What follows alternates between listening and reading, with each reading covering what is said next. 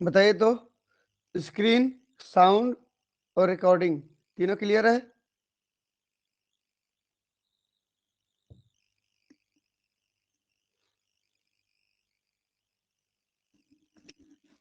बताइए कोई।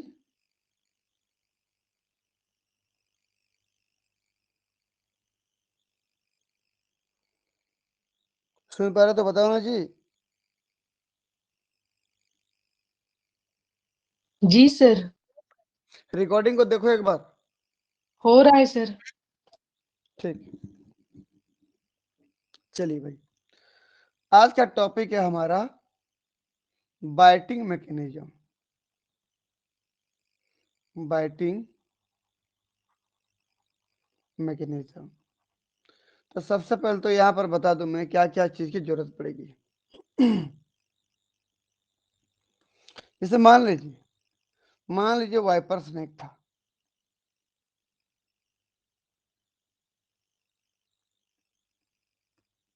मान लीजिए वाइपर स्नेक था।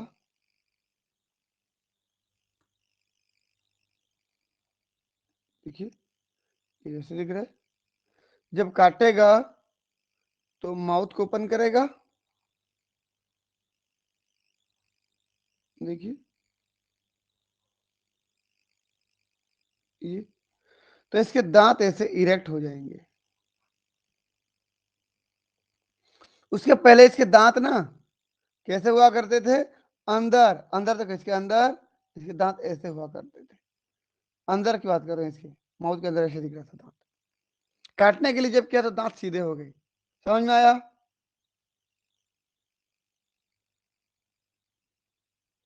तो ये मूवेबल टीथ। तो वाइपर में क्या होता है, जब वो आराम कर रहा होता है तो दांत लेटे रहते हैं, लेकिन जब काटने को होता है तो दांत सीधे हो जाते हैं। कुछ समझ में आ रहा है कि नहीं?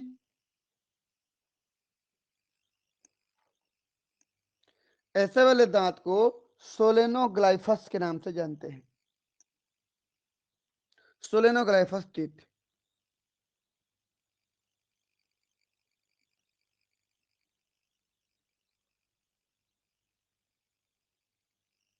टीथ किसमें किसमें मिलता है बोलते हैं बोलने पर? Viper and rattle snake. Rattle snake जानते हो ना?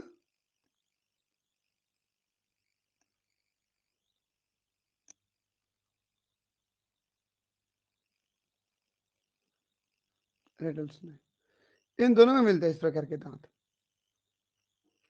दूसरा, यदि मैं बात करूं क्रेट, कोबरा या जो कोरल स्नेक होते हैं उनकी बात कर रहा हूं, वो अपना जब माउथ को नॉर्मल रखते हैं, क्या क्या, cobra, crate and coral snake, इनकी बात करूं तो मान लीजिए कोबरा था। देख लो, ये मान लीजिए कोबरा था। इसके दांत ऑलरेडी पहले से इरेक्ट रहते हैं, सीधे रहते हैं, लेटे हुए नहीं रहते। तो जब काटने को माउथ को ओपन करता है ना, तो भी ऐसे इरेक्ट ही रहते हैं। समझ में आया कहानी? पहले से इरेक्ट हैं और अभी भी इरेक्ट हो जाते हैं। सुन पा रहे हो कि नहीं? जी sir. Permanent erected teeth. Erect मतलब सीधे है ना, इरेक्टेड टीथ। और इस प्रकार के टीथ को हम क्या बोलते हैं? प्रोटेरोग्लाइफस टीथ के नाम से जानते हैं।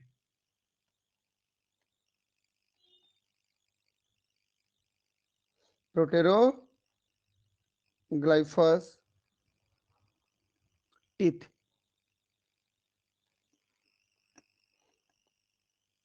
ठीक।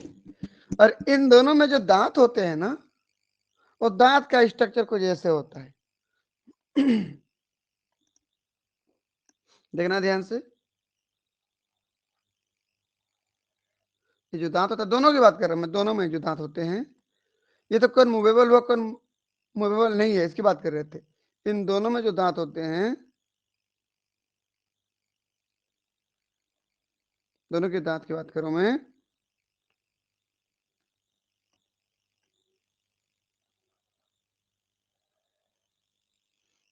ये दांत समझ लीजिए आप ऐसे, यहाँ पर छेद पाई जाती है, होल पाई जाती है दांत के अंदर से, और ये होल ऐसे खुलता है, देखो तो ऐसे बाहर की ओर।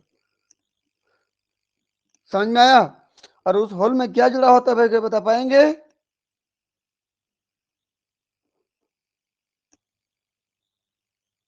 ऊपर की ओर पॉइजन ग्लैंड, विष ग्रंथि ऐसे पाई जाती है, समझ रहे हो ना?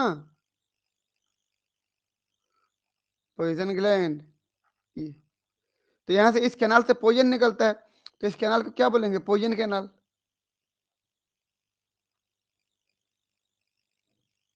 पॉइजन कैनाल, क्योंकि जब जहर बनेगा तो निकलेगा भी, जब जहर बनेगा यहाँ से तो इस रास्ते से निकलेगा, वैसे शिकार के शरीर में जाएगा, क्योंकि जब काटेगा ये तो शिकार के, अपने दुश्मन के स्किन को इतना तक भेदेगा कि नहीं, समझ रहे हो ना? तो शिकार के शरीर में जहर चला जाएगा। समझ में आया? इस तरीके से दांत रहता है, उसको पॉइजन ग्लैंड बोलते हैं, अंदर से खोखली होती है, तब तो उससे जहर निकलेगा ना, समझे कि नहीं? जी सर। और ये जो कैनाल होता है, ये दांत के आगे की ओर खुलता है, समझ रहे हो ना? एंटीरियर साइड पे इसकी ओपनिंग होती है। पॉइजन कैनाल की ओपनिंग किधर होती है?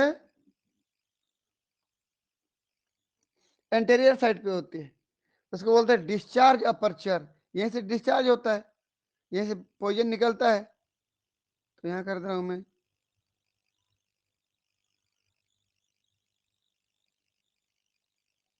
Discharge aperture. तो डिस्चार्ज अपर्चर कहाँ पे होता है बोलने पर? सामने की ओर। कुछ ऐसे भी होते हैं स्नेक जिसमें डिस्चार्ज अपर्चर पीछे की ओर होता है। इन दोनों में क्या है? डिस्चार्ज अपर्चर हमेशा सामने की ओर होगा। समझ में आया? लेकिन मैं तीसरे नंबर की अगर बात करूं,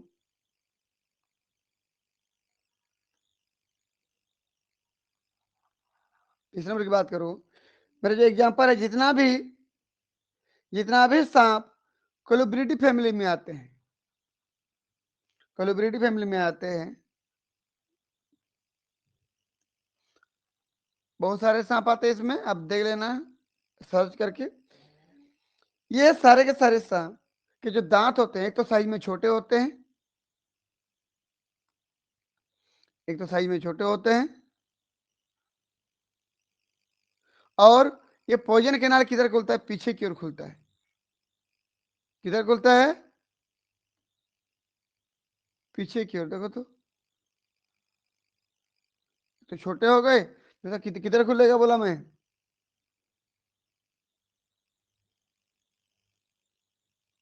ये समझ में आया? इधर दांत के आगे का साइड है, इधर पीछे का साइड है, तो पॉइजन कैनाल किधर खुला बताओ अभी?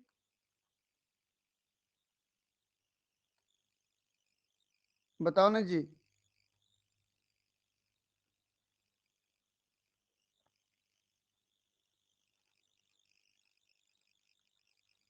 ये पॉइजन ग्लैंड है, ये पॉइजन कैनाल है।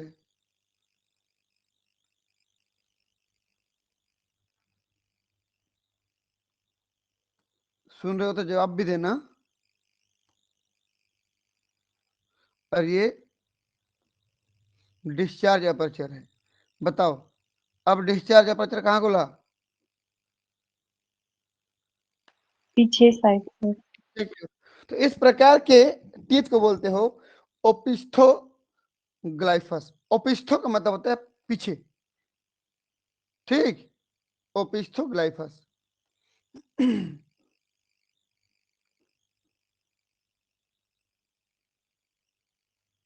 Discharge aperture open eight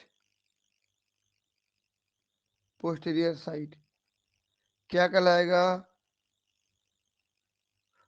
पिस्थो ग्लाइफस teeth. तो टीथ कितने प्रकार के हो गए? सांप में 3 प्रकार के। सोलेनोग्लाइफस जो कि किसका है? वाइपर का, रेटल स्नेक का, जो कि मूवेबल हो सकता है नॉर्मल समय पर, रेस्टिंग कंडीशन में वो झुका हुआ रहता है,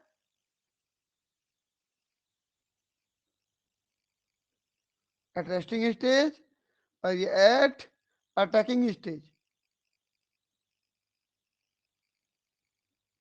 समय से ये भी एट रेस्टिंग स्टेज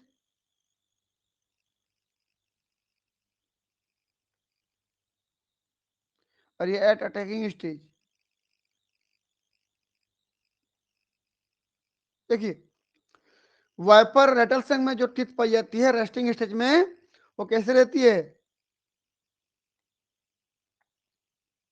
देखो झुका हुआ है, जबकि काटते समय सीधा हो जाता है।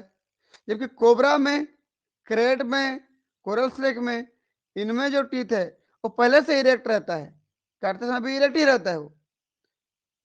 और इन दोनों में जो पोइजन कैनाल है वो सामने की ओर खुलता है। जबकि एक प्रकार का सांप और है जिनमें पोइजन अपर्चर, डिस्चार्ज अपर्चर पीछे की ओर खुलता है। उस सांप का नाम है क्लूब्रिडी, और इस प्रकार के दांत का नाम है ओपिस्थोग्लाइफस टीथ। इतना समझ में आया? जी सर। ठीक। तो इसमें से हम बात करेंगे किसकी? इसकी, क्योंकि इसका देखो एक तो दांत मुड़ता घूमता भी है और सामने भी खुलता है उसका पोइजन अपर्चर। इसकी बात कर रहा हूं मैं। ठीक है देखो तो,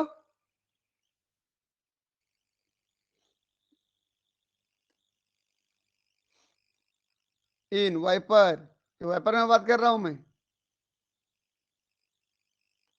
बताओ ये क्या? बताओ तो।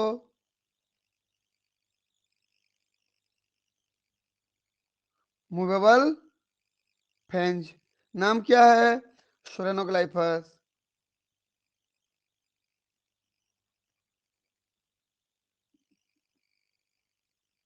ठीक। ये ये देखो, अगर आपको दिख रहा होगा तो यहां से पोइजन निकलता है भाई, देखो तो, यहां से छेद दिख रहा है कि नहीं? जी सर। यही तो छेद है, देखो ध्यान से, वही तो छेद है। तो वहीं से तो निकलता है पोइजन, ऐसे ऐसे। तो क्या है वो? Discharge aperture.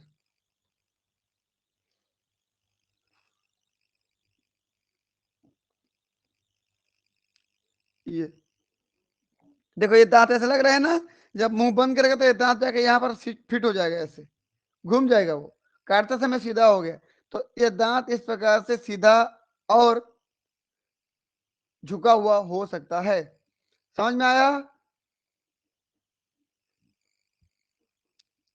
जी जबकि सर। कोबरा, कोबरा केस में ऐसा नहीं, कोबरा का दांत हमेशा सीधा रहता है, देखो।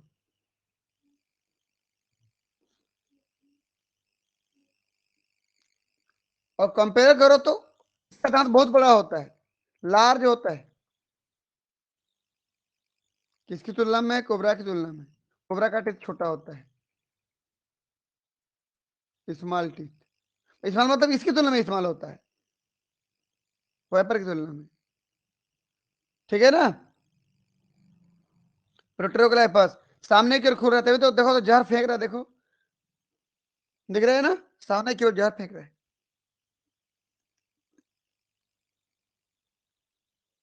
प्रोटेरो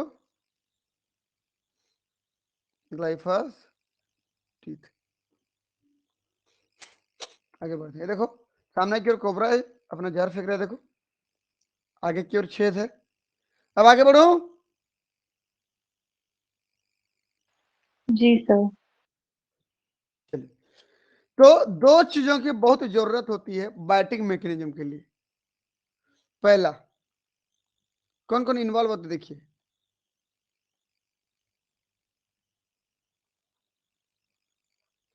involvement in batting mechanism. Batting mechanism में कौन कौन शामिल है? दो चीजें शामिल होती हैं। पहला होता है बोन्स, बिना बोन्स का नहीं होगा, और दूसरा होता है मसल्स।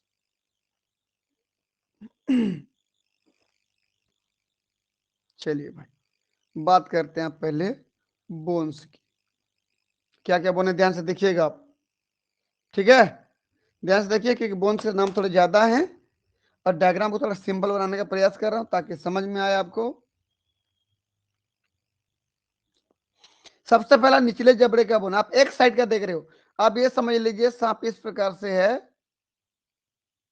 सांप ऐसे है, इधर उसका सिर है, आप ऐसे देख रहे हो, तो इस साइड का बोन जो दिखेगा, इधर से जो दिखेगा वो उस साइड से भी वैसे ही होगा। ये आधा देख रहे हो, एक साइड का देख रहे हो, बस समझ गए ना?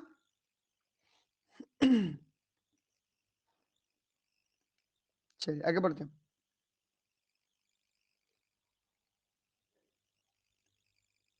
ये सबसे निचले जबड़े का बोन, इधर का आधा बोन, सांप के लेफ्ट साइड का बोन है ये कहलाता है मैंडिबल। क्या कहलाता है? मैंडिबल। मैंडिबल में कई सारे छोटे छोटे टीथ लगे होते हैं, मैंडिबुलर टीथ। ये निचले जबड़े को बनाने वाले बोन का नाम मैंडिबल होता है, याद रखना।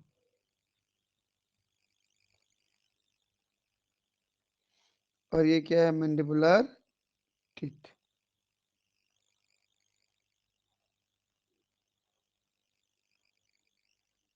ये हो गया।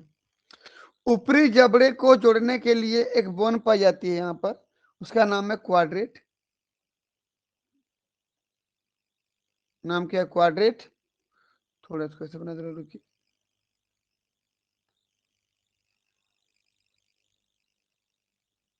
ये क्वाड्रेट।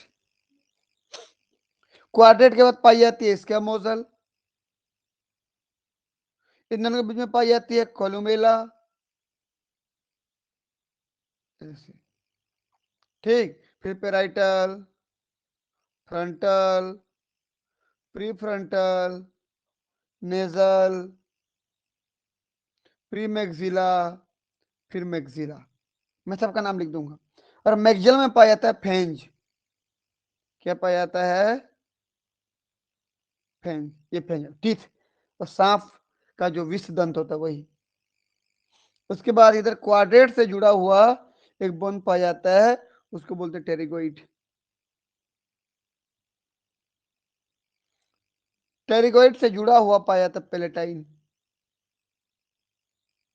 टेरिगेट के ऊपर में पाया जाता है एक्टोटेरिगोइड। ये इतना बोन होते हैं। यहाँ पर और भी सहायक दांत पाए जाते हैं, एसेसरी टीथ, ऐसे ऐसे। ये बोन्स होता है किसका? स्नेक का। नाम लिख दे रहा हूं। क्वाड्रेट, मैंडिबल हो गया, क्वाड्रेट,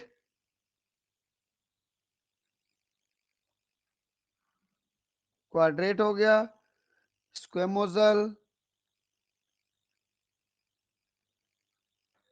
पेराइटल, फ्रंटल, प्रीफ्रंटल,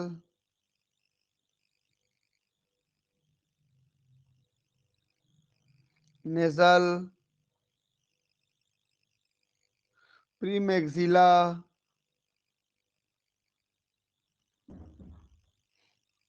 और ये मैक्सिला। ठीक, और ये मैं क्या बोला इसको? टेरिगोइड। टेरिगोइड,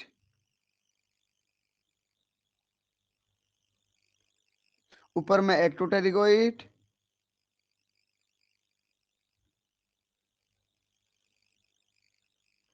और ये पेलेटाइन,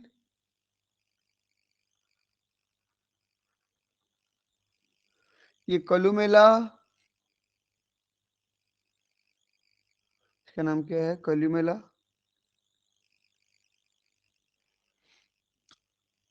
और ये एसेसरी टीथ,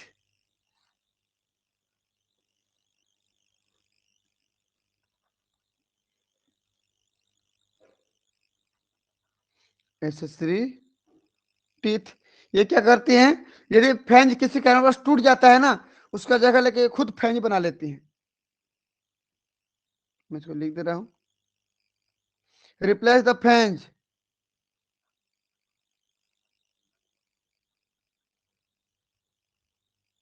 फेंज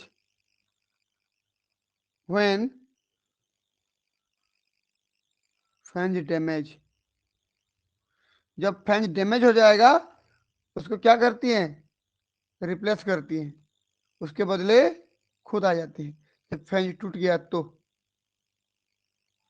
समझ में आया? जी सर। तो इतना सारा बोन है किसका,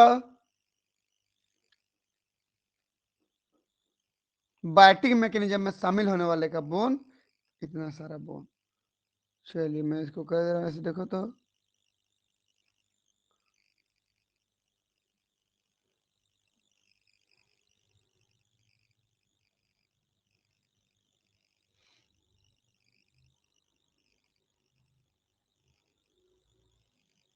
ये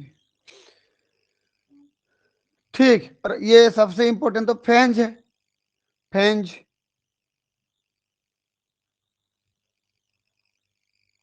ये वाला था फेंज। क्लियर है इतना बोन? याद करना आप, ये तो बोन्स हो गए। अब देखते हैं मसल्स क्या क्या है भाई, मसल्स क्या क्या काम आते हैं। तो सबसे पहले बोन बना लेते हैं, फिर एक बार देखिएगा।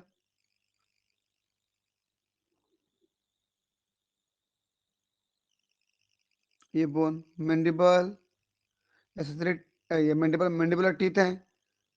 इसके बाद देखिए क्वाड्रेट, फिर स्क्वेमोजल, फिर पेराइटल, फ्रंटल, प्रीफ्रंटल, फिर नेजल, प्रीमैक्सिला, मैक्सिला, फेंज।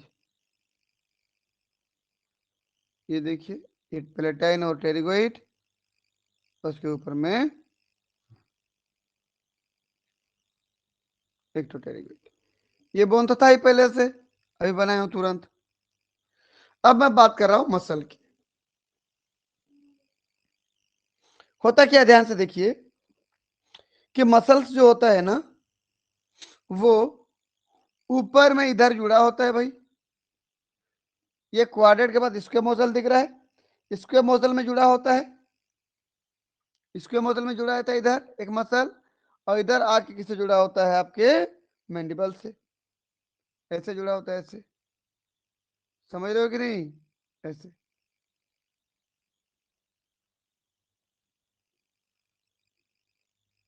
समझ में आया?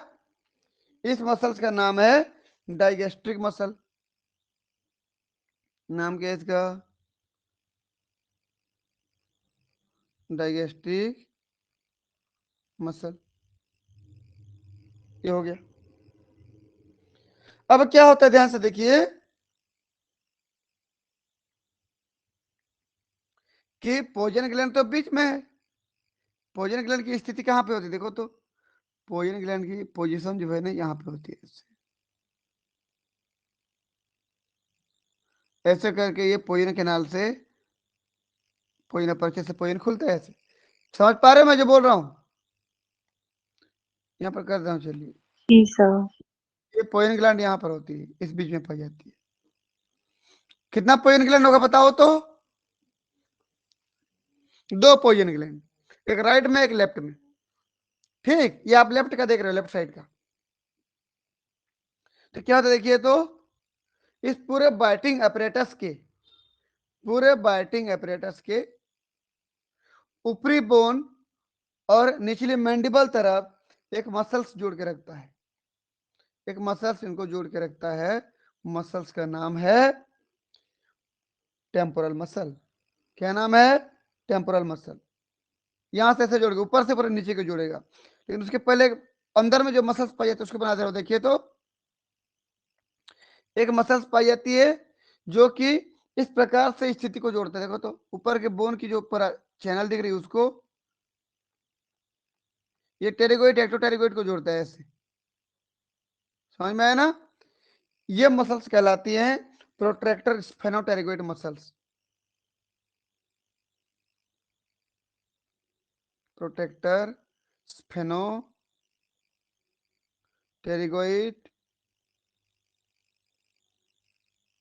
मसल्स ये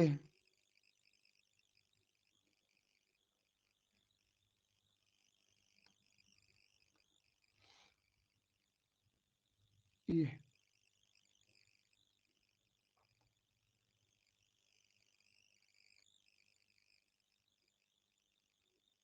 देखो मैं एक बार थोड़ा सा कुछ ज्यादा कर दे रहा हूँ। दिख पा रहे हो उसके अंदर कौन सा ग्लैंड है बताओ, पॉइजन ग्लैंड ना, याद रखना। ये अगला जो मसल हमारे पास है वो मसल पूरे ऊपर की बोन को निचले बोन से जोड़ती है ऐसे। रुको थोड़ा सा,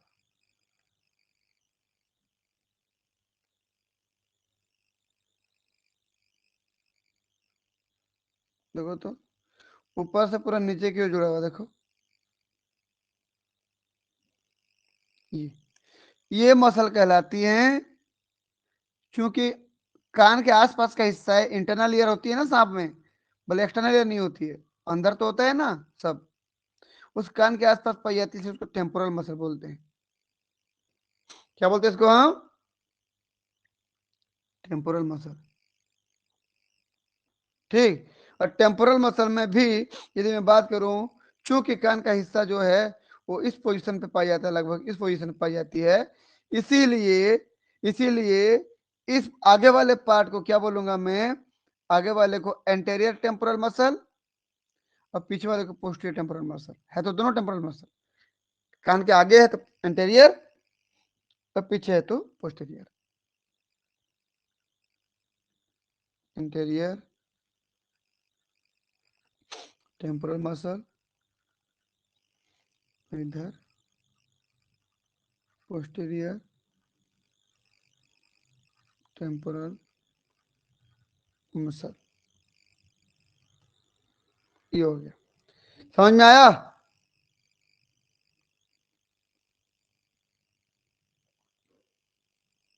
समझ में आया कि नहीं?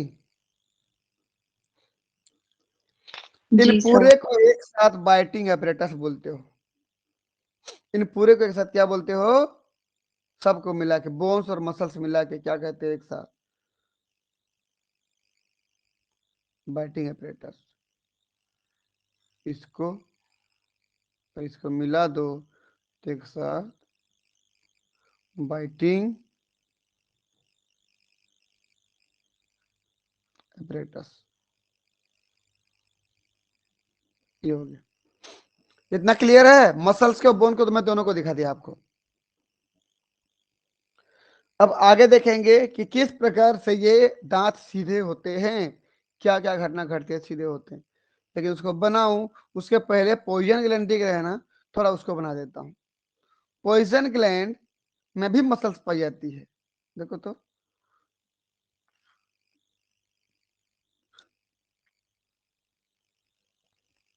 ये पॉइजन ग्लैंड है।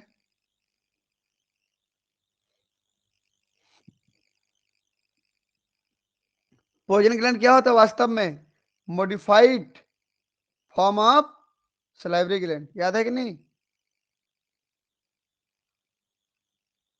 जी sir. Modified form of salivary gland. Poison gland किसका बदला हुआ रूप है? पॉइजन ग्लैंड किसका बदला हुआ रूप बताओ? सलाइवरी ग्लैंड का। मैं बोला सलाइवरी ग्लैंड के ऊपर में भी कुछ मसल्स पाई जाती हैं ऐसे, जिसके कॉन्ट्रैक्ट होने पर ये दब जाएगा, ग्लैंड अंदर से मटेरियल बाहर निकल जाएगा, समझ रहे हो ना? ये दब जाएगा, वहां से जो मटेरियल होगा वो बाहर निकल जाएगा ऐसे, समझे ना? तो इन मसल्स को बोलते हैं मेसेटर मसल्स। क्या बोलते हैं उसको? मेसेटर मसल्स। मैं लिख रहा हूं मेसेटर मसल्स। कहां पे होता है बोलने पर?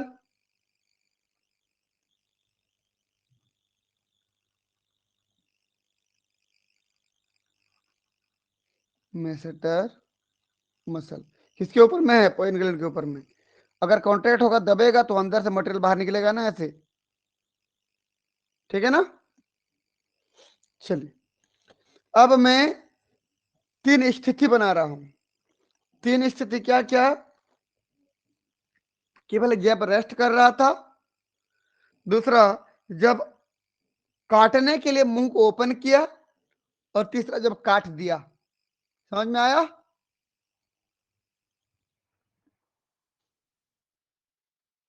देखना ध्यान से अब।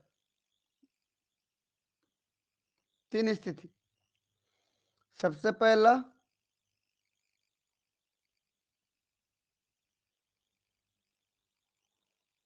मैंडिबल, बताइए, क्वाड्रेट,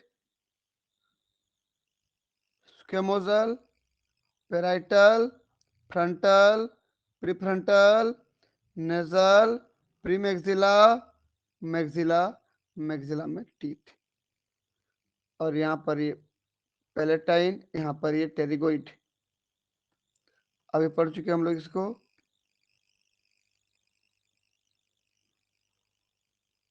टेरिगोइड, ऊपर में एक्टोटेरिगोइड, बीच में पॉइजन ग्लैंड, ये।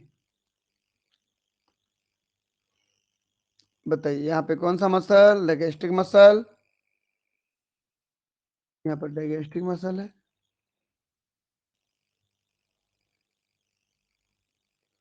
उधर स्क्वेमोजल को जोड़ा हुआ है, और नीचे से मैंडिबल को जोड़ा हुआ है, ये।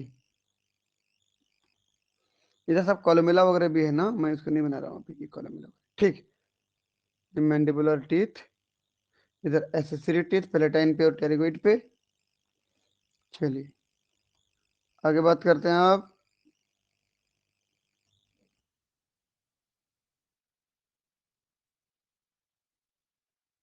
यहाँ पर कौन सा मसल बता दें?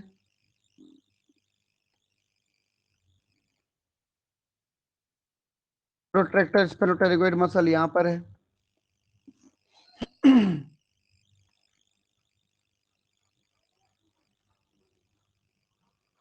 ऐसा। उसके बाद temporal muscle, anterior posterior temporal muscle यहाँ पर है।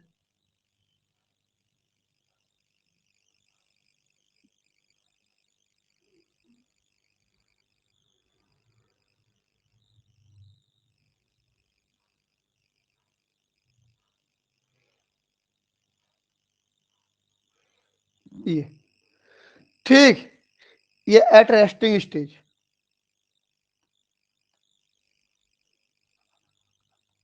Eight resting stage. इसके अंदर पॉइजन ग्लैंड है, इसको याद रखना, ये यहाँ पर। चलिए, अब एट अटैकिंग स्टेज, माउथ को ओपन करेगा ना, तो कैसे हो जाएगा? देखो अब,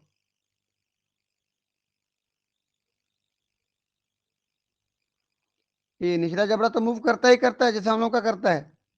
हम लोग का ऊपरी जबड़ा मूव नहीं करता ना, उसका ऊपरी जबड़ा भी मूव करता है। देखो,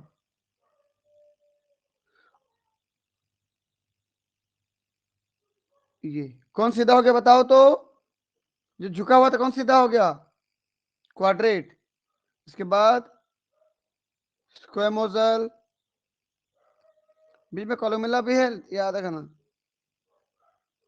स्क्वेमोजल, parietal, frontal, prefrontal, nasal, premaxilla, maxilla, और दांत देखो सीधा। समझ में आया? ठीक, देखते हैं अब आगे। यहाँ पर कौन सा मसल था? थोड़ा सा इसको जोड़ देता हूँ अच्छे से।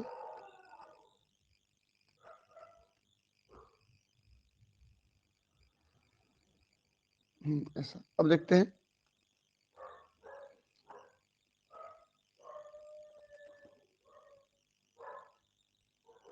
ये जो था, मैं उसकी बात कर रहा हूँ पहले।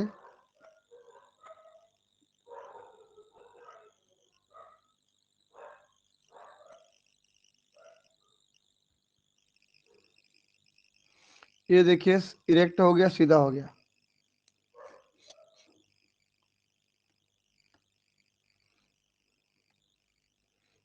यहाँ पर पोइजन ग्लैंड ऐसे होगा, यहाँ पर प्रोट्रैक्टर स्फेनोटेरिकोइड मसल,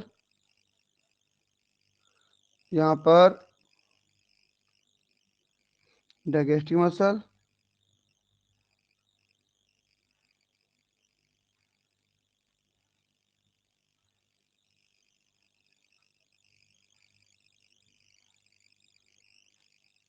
ये ठीक। अब मैं बोल रहा हूं, जब काटेगा तब क्या होगा, देखो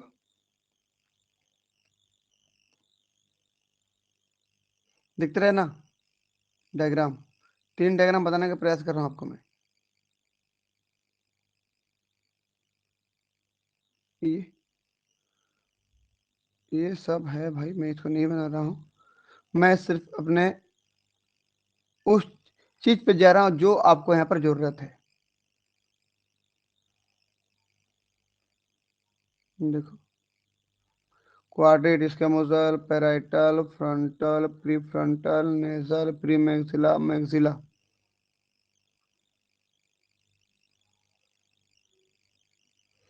ये देखो,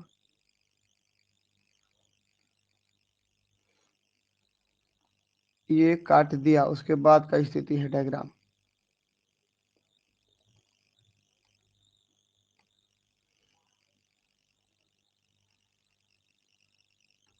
ये देखो,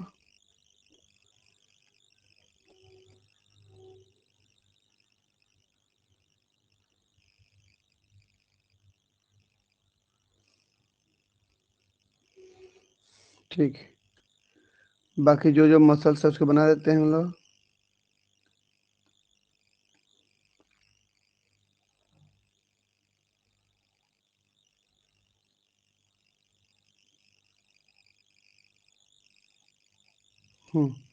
एक मसल हो गया, एक प्रकार के मसल है प्रोट्रैक्टर स्फिंक्टर मसल, ये हो गया। और ये हो गया, बता सकते कौन सा मसल, टेम्पोरल मसल। सुन पा रहे हो ना? Yes sir. जी सर। ठीक,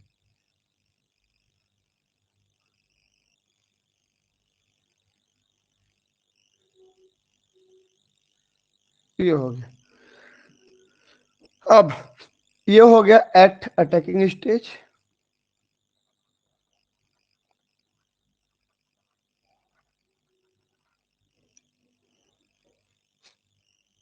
ये एट बाइटिंग स्टेज, जब काट रहा है तब।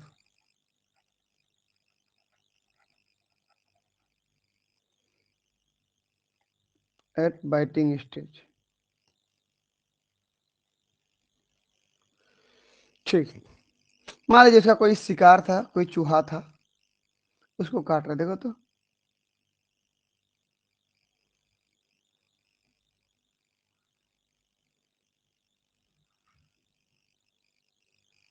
ये कोई शिकार था, उसको काट रहा है, दांत का ना। तीनों हम देख रहे हैं कि अलग अलग दिख रहे हैं, बताओ।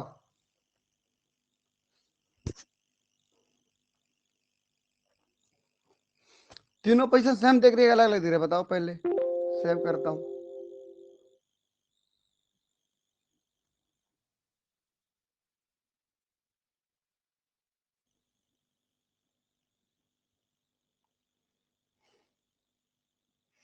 सुन पा रहे हो कि नहीं सुन पा रहे हो?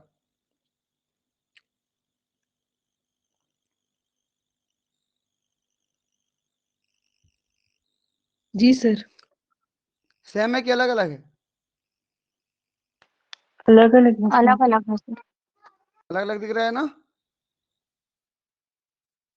तो एक मिनट ना, थोड़ा सा बस मैं इसको इधर कर दे रहा हूँ ताकि मैं आगे बता पाऊँ।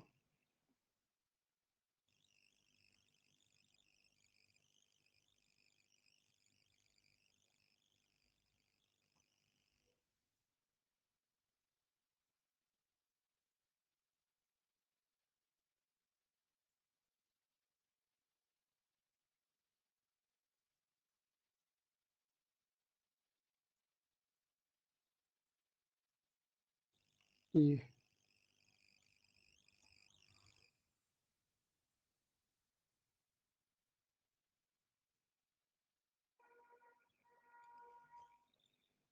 ठीक है।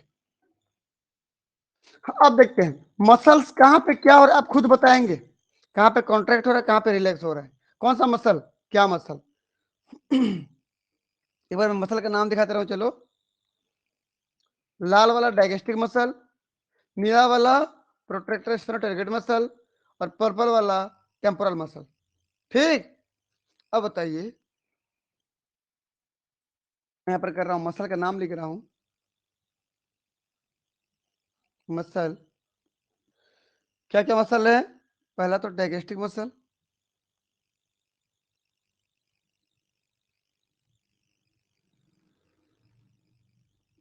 दूसरा बता दो टेम्पोरल मसल,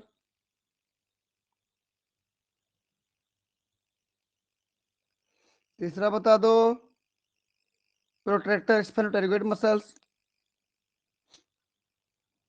प्रोट्रैक्टर स्फेनोटारगेट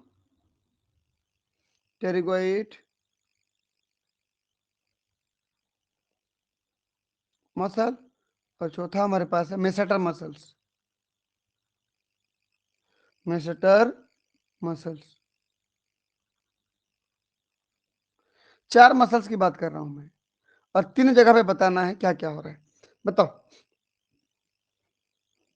यहां पर आप ये सोचिए, ये जो टेम्पोरल मसल्स और जो डाइजेस्टिक मसल्स है, कुछ इस तरीके से समझ लेना। क्या देखो, ये एक बोन है, ये एक बोन है, डाइजेस्टिक मसल्स यहां जुड़ा हुआ है और टेम्पोरल मसल यहां जुड़ा हुआ है, ये समझ लीजिए।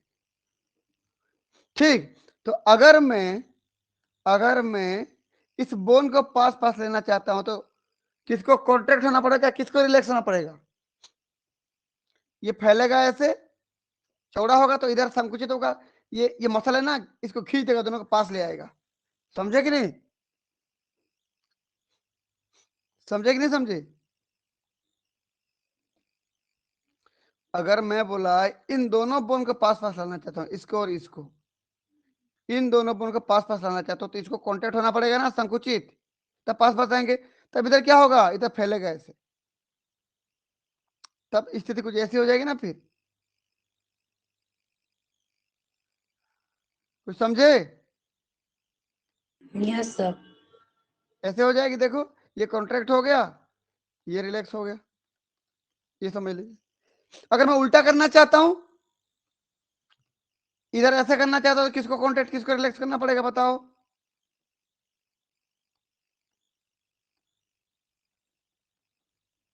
जल्दी बताओ।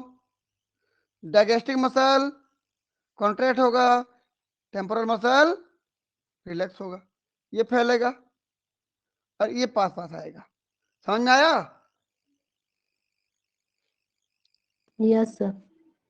बस यही चीज यहीं पर लागू होगा, देखो अब बताओ, अभी कौन कॉन्ट्रैक्ट है बताओ तो? डाइजेस्टिव मसल कैसा है अभी? अभी रिलैक्स है भाई, अभी कैसा है, ये रिलैक्स है, देखो एकदम रिलैक्स मूड पे है, समझ रहे हो ना? रिलैक्स है। जबकि टेम्पोरल मसल कैसा है, कॉन्ट्रैक्ट है। ये देखो तो, ऊपर वाले जबड़े को नीचे वाले जबड़े को पास पास रखा है ना, तो संकुचित हुआ है तब तो, क्योंकि दोनों एक दूसरे के अपोजिट होंगे भाई, ये दोनों एक दूसरे के अपोजिट होंगे, देख लो, एक कॉन्ट्रैक्ट तो एक रिलैक्स, ये कॉन्ट्रैक्ट तो ये रिलैक्स, अपोजिट एक दूसरे के। तो मैं भी क्या बोला आपको, अगर डाइजेस्टिव मसल कॉन्ट्रैक्ट है तो टेम्पोरल कैसा है, रिलैक्स। अगर डाइजेस्टिव मसल रिलैक्स है तो टेम्पोरल कैसा है, कॉन्ट्रैक्ट। एक मिनट रुको, ये अभी डाइजेस्टिव कैसा है, रिलैक्स है, तो ये कैसा होगा, कॉन्ट्रैक्ट। ये पास पास है, इसके ऊपर की जबड़े की बोन नीचे के जबड़े के बोन पास पास आ गए हैं। प्रोट्रैक्टर स्फेनोटारगेट मसल, ये कैसे ही सकते समझ रहे हो? ऊपर में कुछ ऐसे बोन रखा है, नीचे कुछ ऐसे बोन रखा है, और नीचे जबड़े का बोन है ऐसे। तो यहां पर जो पोइजन है, पोइजन ग्लैंड है, ये बोन यदि दबेंगे ऐसे करके दबेंगे तो किसको दबा देंगे बताओ तो? पोइजन ग्लैंड को। तो जहर निकल जाएगा इधर से, दोनों बोन के बीच में दब जाएगा ना, तो जहर निकलेगा इधर। तो क्या जब सांप रेस्ट कर रहा होता है जहर निकलता है उसका? सांप जब रेस्ट कर रहा होगा तो नो जहर सर। निकलेगा क्या? नहीं। मतलब प्रोटेक्टर स्पिनोटेरियोइड मसल कैसा है? रिलैक्स है, कॉन्ट्रैक्ट नहीं हुआ अभी तक, रिलैक्स है। मिसेटर मसल किस में पाई जाती है? पोइजन ग्लैंड के ऊपर में पाई जाती है ना, यहाँ पर ऐसे। ये भी कॉन्ट्रैक्ट होता है तो जहर निकल जाता है। तो ये अभी तो सांप रेस्ट कर रहा है, तो इसका मतलब ये भी कैसा है? अभी रिलैक्स है।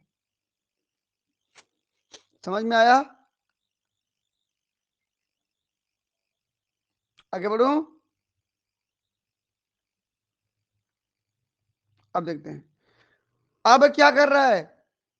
अब इधर खोलना चाहता है, माउथ को खोलना चाहता है, तो क्या करेगा? डायगेस्टिक मसल इधर कॉन्ट्रैक्ट होगा ऐसे, इधर जब खिंचाएगा ऐसे करके तो इधर फैल जाएगा ना ऐसे, फिर समझे कि नहीं?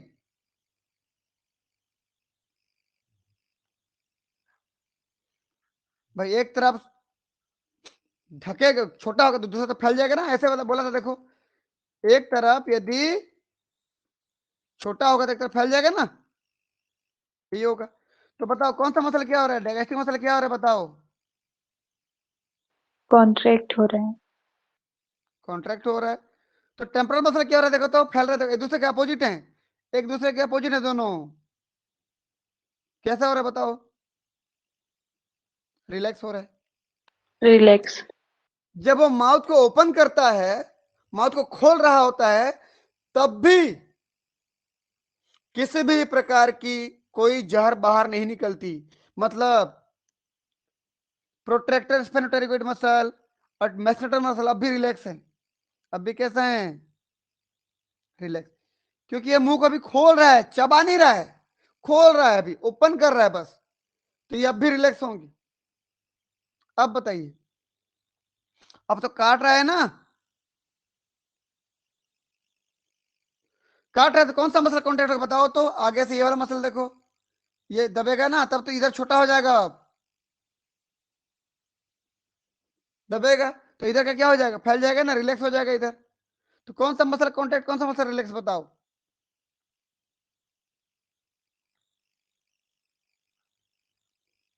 डायगेस्टिव मसल क्या डाइजेस्टिक होगा? मसल रिलैक्स होगा। रिलैक्स होगा। टेम्पोरल मसल कॉन्ट्रैक्ट होता है तो खिंचाएगा, दबेगा, दांत गड़ेगा, कॉन्ट्रैक्ट होगा। अब बताइए, क्योंकि अब जहर भी छोड़ना है भाई, अब जहर छोड़ना है हमको इसके अंदर, चूहे के शरीर के अंदर, तो क्या होगा बताओ? कॉन्ट्रैक्ट होगा दोनों। ये दोनों बोन पास पास आ जाएंगे, बीच में स्पेस कम बचेगा, तो क्या दब जाएगा? फिर ग्लैंड दब जाएगा, प्लस ये जबड़ा और ये जबड़ा भी तो पास पास आ रहे हैं, तो ये मसल भी कॉन्ट्रैक्ट होगा। तो अब दोनों मसल कॉन्ट्रैक्ट हो जाएंगी, टेम्पोरल मसल भी और प्रोटेक्टर स्फेनोटेरिकोइड, सॉरी मेसेटर मसल ना। सो टेम्पोरल मसल तो कॉन्ट्रैक्ट हुआ ही। इधर बताओ क्या क्या था? प्रोटेक्टर स्फेनोटेरिकोइड मसल भी क्या हो जाएगा? कॉन्ट्रैक्ट हो जाएगा। और पॉइजन ग्लैंड के ऊपर जो मसल थी वो भी दब जाएंगी, तो ग्लैंड दब जाएगा तो अंदर से जहर बाहर निकल जाएगा, ये भी क्या हो जाएंगी? कॉन्ट्रैक्ट हो जाएंगी। समझ में आया कहानी? Yes, sir. ये था। तो दांत सीधा कैसे हुआ, इस चीज को समझने के लिए थोड़ा सा यहां पर देखते हैं।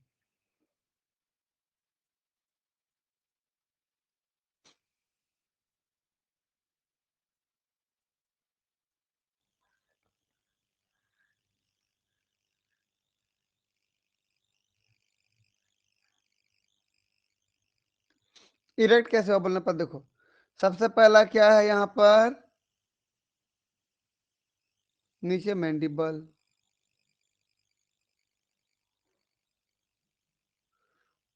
फिर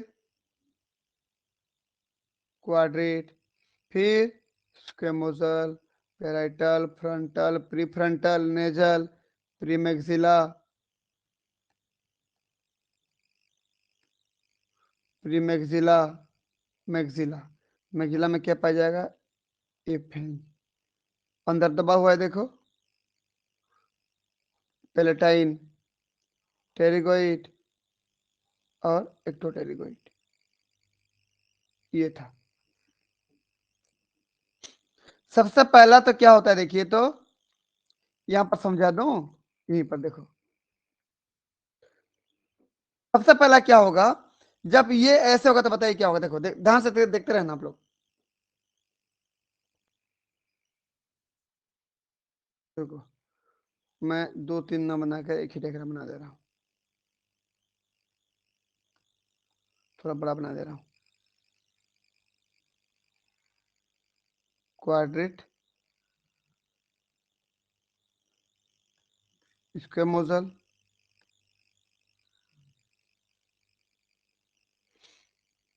parietal, frontal, prefrontal, nasal, premaxilla, maxilla, fang, palatine, pterygoid और ये ऊपर की बोन एक्टोटेरिगोइड। ठीक है, अब बताइए कि कौन सा बोन था बताओ तो कौन सा मसल था बताओ?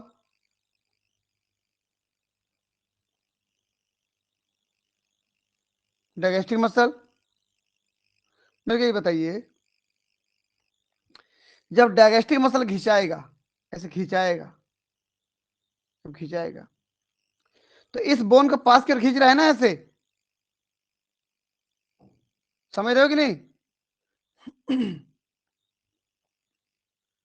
सुन पा रहे हो कि नहीं सुन पा रहे हो? Yes, sir.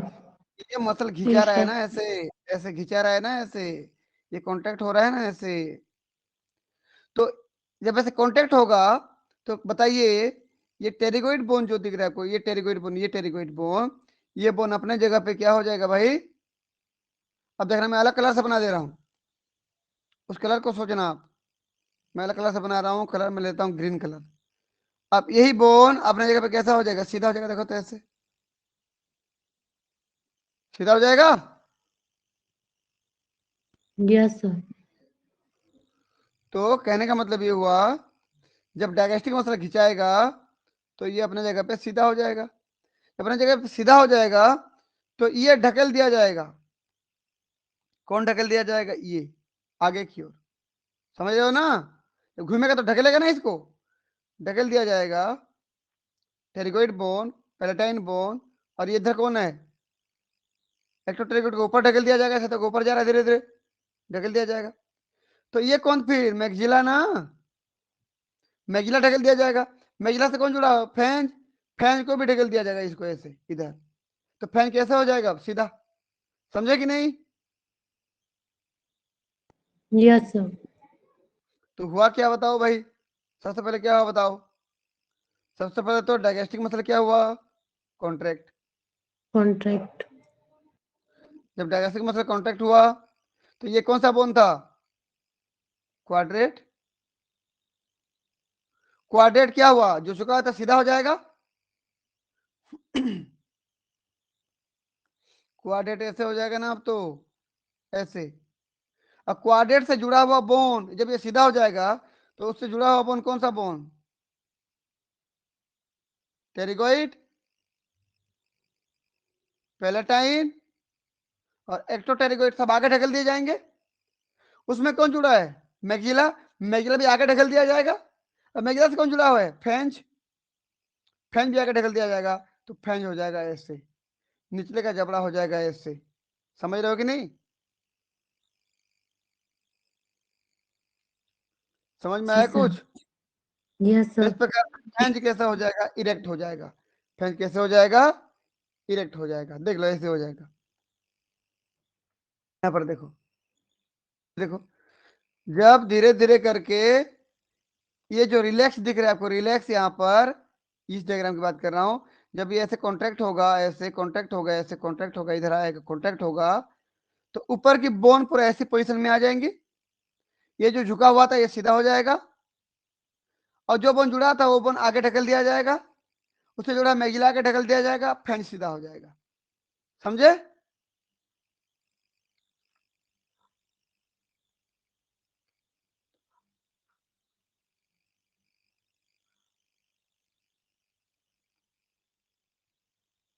समझे कि नहीं?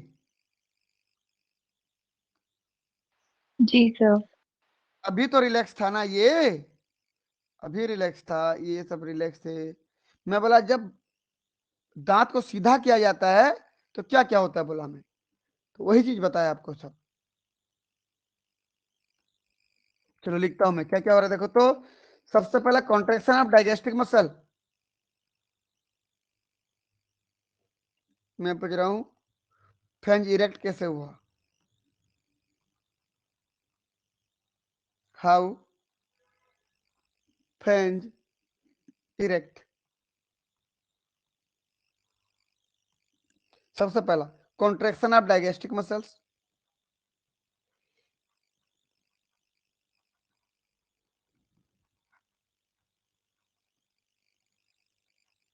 पहला हुआ। उसके बाद सबसे पहले तो क्वाड्रेट मसल, क्वाड्रेट बोन क्या हो जाएगा देखो तो सीधा,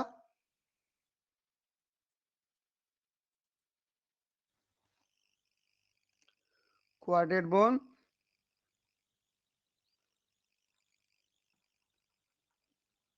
इरेक्ट सीधा हो जाएगा। नीचे वाला मैंडिबल भी नीचे चला जाएगा, देखिए नीचे वाला मैंडिबल था देखो, ये वाला देखो,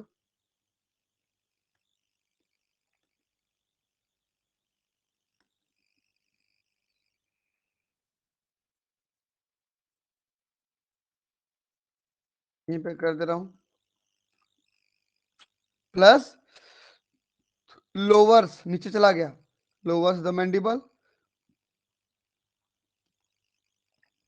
ये हो गया। उसके बाद टेरिगोइड मूव हो जाएगा आगे की ओर, टेरिगोइड मतलब ये वाला बोन देखो, ये वाला बोन,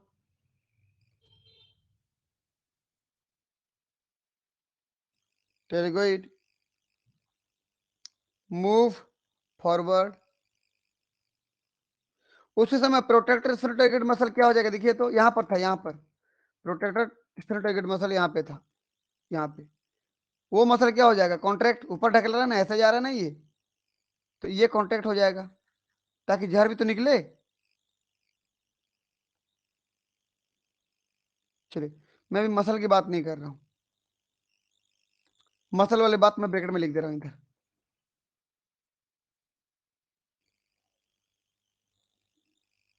ब्रैकेट में प्रोटेक्टर स्फेनोटाइगोइड मसल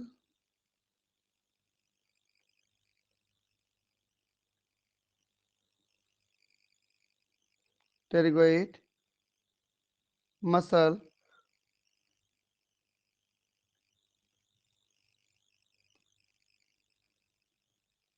कॉन्ट्रैक्ट हो जाएगा। जब प्रोटेक्टर स्फेनोटाइगोइड मसल कॉन्ट्रैक्ट होएगा, सोचिए क्या होगा, यहाँ पर था ऐसे देखो तो, यहाँ पर था, यहाँ पर ये प्रोटेक्टर स्फेनोटाइगोइड मसल कॉन्ट्रैक्ट हो गया। जब ये कॉन्ट्रैक्ट हो जाएगा तो ये एक्टोटाइगोइड तो ऊपर चढ़ जाएगा ना, ऐसे आप ऊपर चढ़ जाएगा, ये बोन उसी मसल जुड़ा हुआ था, ये मसल कॉन्ट्रैक्ट और ऊपर की ओर खिंचा रहा है, तो उसके साथ जुड़ा हुआ बोन भी तो खिंचाएगा ऊपर की ओर। चलिए मैं लिख रहा हूँ, अब बताइए एक्टोटेरिगोइड move upward,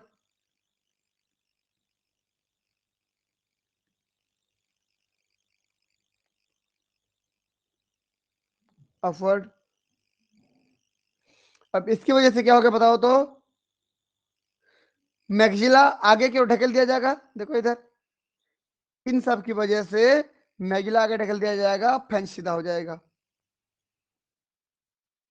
this causes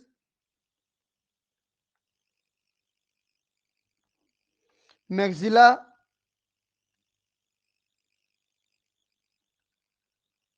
bearing फेंज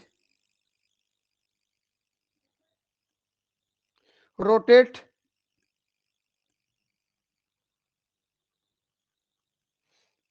eight 90 angle, 90 अंश के कोण पे घूम जाएगा। देखो भाई 90 अंश क्यों बोला मैं, क्योंकि पहले फेंच तो ऐसे था भाई,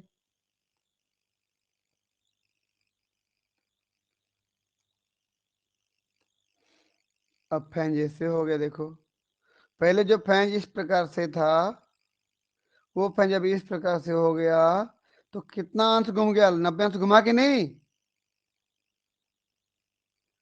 समझ में आया कुछ?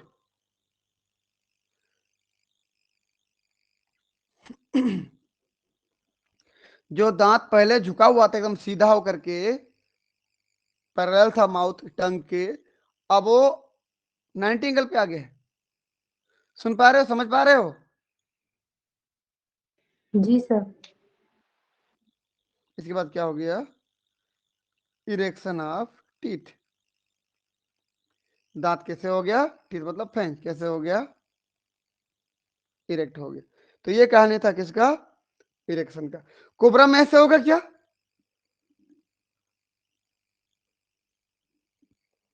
कोबरा में ऐसे होगा, ये वाइपर में था ना, कोबरा में तो परमानेंटली इरेक्ट रहता है। समझ रहे हो कि नहीं? कोबरा में परमानेंटली इरेक्ट रहता है। मैं बात कर रहा हूँ किसमें, वाइपर में। ये वाइपर देखो, इन वाइपर लिखा हूं, यहाँ तो परमानेंटली इरेक्ट है ना, यहाँ बात नहीं कर रहा हूं मैं, ये बस पोजीशन दिखाने के लिए बता रहा था। परमानेंटली इरेक्ट टीथ, ठीक है ना, ये कोबरा का था। इन वाइपर की बात कर रहे हो आप, क्लियर है? जी सर। चलिए एक बार यस करके भेजें सभी लोग।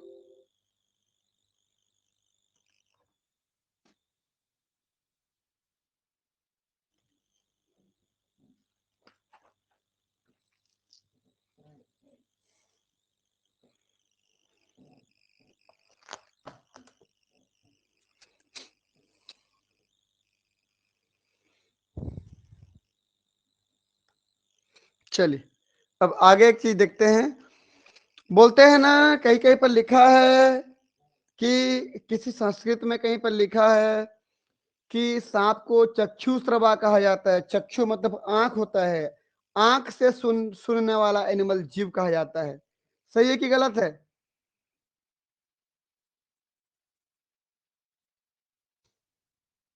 बता भाई, सही कि गलत है?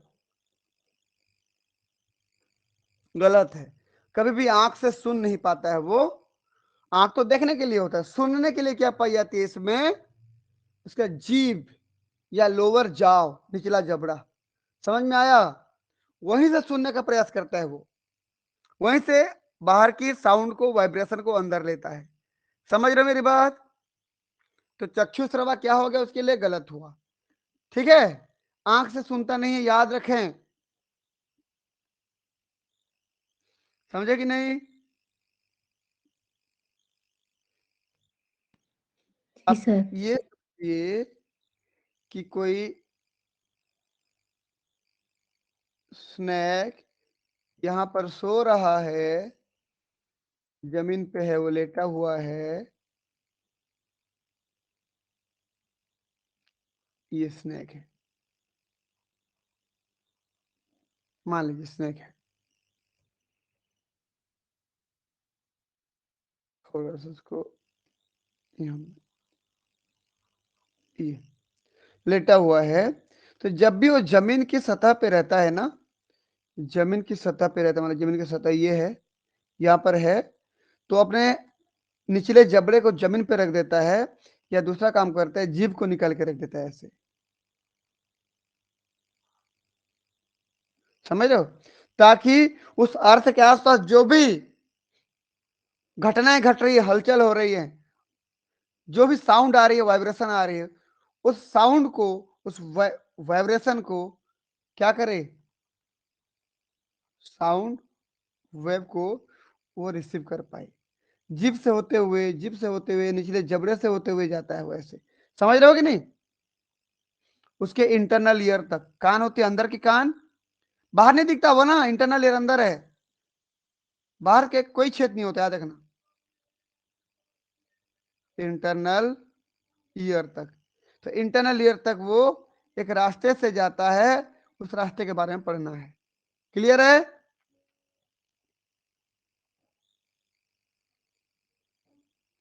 तो जी सर। सबसे पहला अर्थ बोर्न साउंड, अर्थ बोर्न साउंड मतलब जमीन पर जो भी साउंड आ रहा है, आसपास जो भी साउंड आ रहा है, उस वाइब्रेशन को अपने जबड़े तक लेके जाता है। बोला मैं, कहाँ जाएगा? उसके जाओ तक जाएगा, जाओ थ्रू टंग, जीभ से होते हुए ना, थ्रू टंग। समझ में आया इतना? ये उसके बाद उसके क्वाड्रेट बोन में जाता है। देखो ध्यान से, अभी मैं बोला था, ये देखो तो, इधर देखो, ये निचला बोन है, जबड़ा है, जाओ, ठीक। तो निचले जबड़े से होते हुए जाएगा ऐसे, क्वाड्रेट बोन में जाएगा। देखो फिर क्वाड्रेट से कोलुमिला में जाता है, समझ रहे हो ना? कोलुमिला बताया था, अब याद होगा तो। देखो कोलुमिला दिख रहा है आपको, देखो यहाँ पर, तो निचले जबड़े से क्वाड्रेट से कोलुमिला में जाएगा। तो बताओ कहाँ जाएगा? क्वाड्रेट बोन से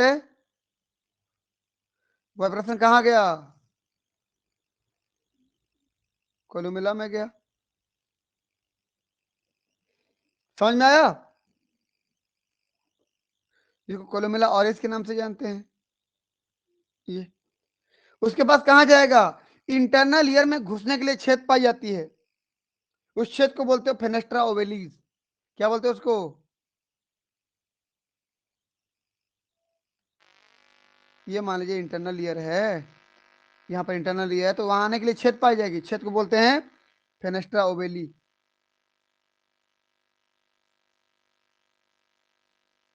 ठीक, ये फेनेस्ट्रा ओवेली से इंटरनल ईयर के चला जाएगा कहाँ पे? पेरीलिम्फ। दो प्रकार की लिम्फ होती हैं, बाहर में पेरीलिम्फ, अंदर एंडोलिम्फ। कहाँ चला गया ये? Perilymph of internal ear, perilymph of internal ear. इसके बाद वहां से संवेदनाओं को लेकर के कहा जाते हैं भाई? ब्रेन में। कहाँ पे जाते हैं? ब्रेन में। और उसको पता चल जाता है कि किधर से साउंड आ रहा है, उस लोकेशन को वो लोकेट कर लेता है। मैं लिख दे रहा हूं। इसके बाद रिजल्ट क्या होगा? Result, locate, locate the direction of sound, पता कर लेता है। Locate the direction of sound, किधर साउंड आया था वो पता कर लेता है। समझ में आया?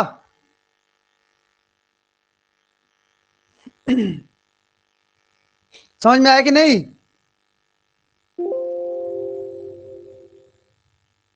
जी सर। अब कभी ये मत सोचना कि कोई बीन वाला बीन बजा रहा है, सपेरा बीन बजा रहा है, तो वो बीन को देख देख के नाच रहा होता है, बोलते हो ना, बिल्कुल भी नहीं है।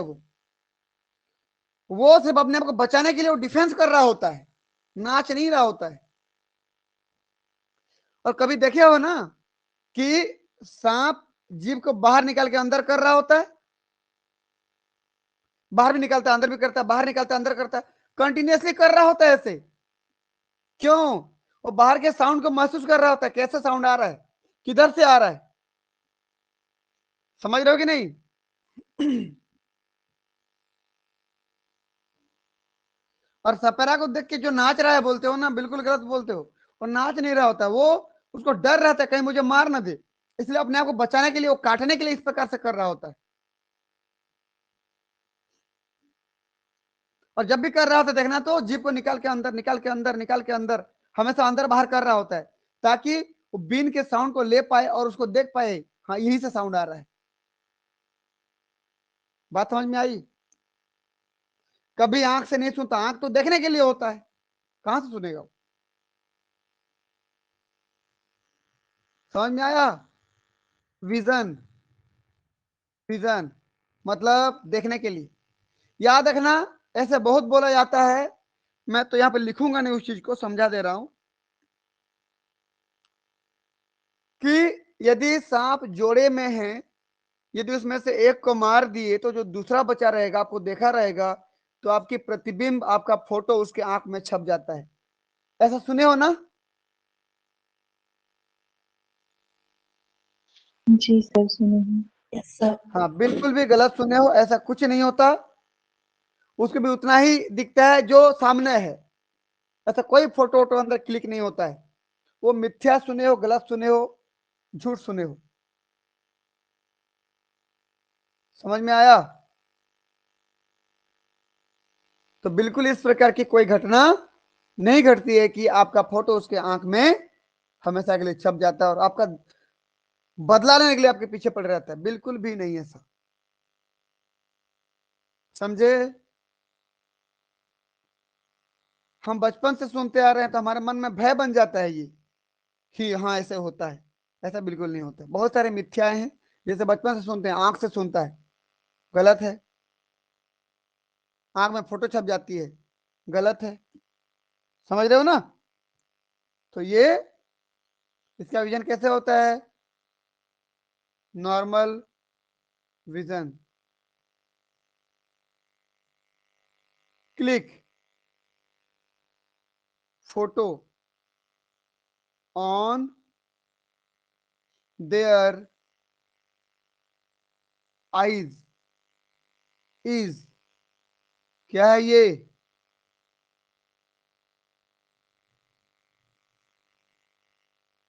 गलत है, झूठ है, मिथ्या है, फाल्स है। समझ में आया ना? जो बोलो आप। समझ गए कि नहीं? जी सर। चलिए अगला, केमोरेसेप्शन मैकेनिज्म। केमोरेसेप्शन मैकेनिज्म समझते हो कि वो बाहर से केमिकल को कैसे महसूस करता है, इन्वायरमेंट को, सुगंध कैसे लेता है, गंध कैसे लेता है। बहुत सीधी सी बात है गंध लेने के लिए।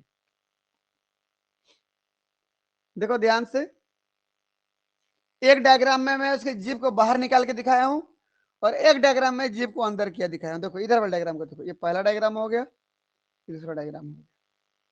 समझ रहे हो?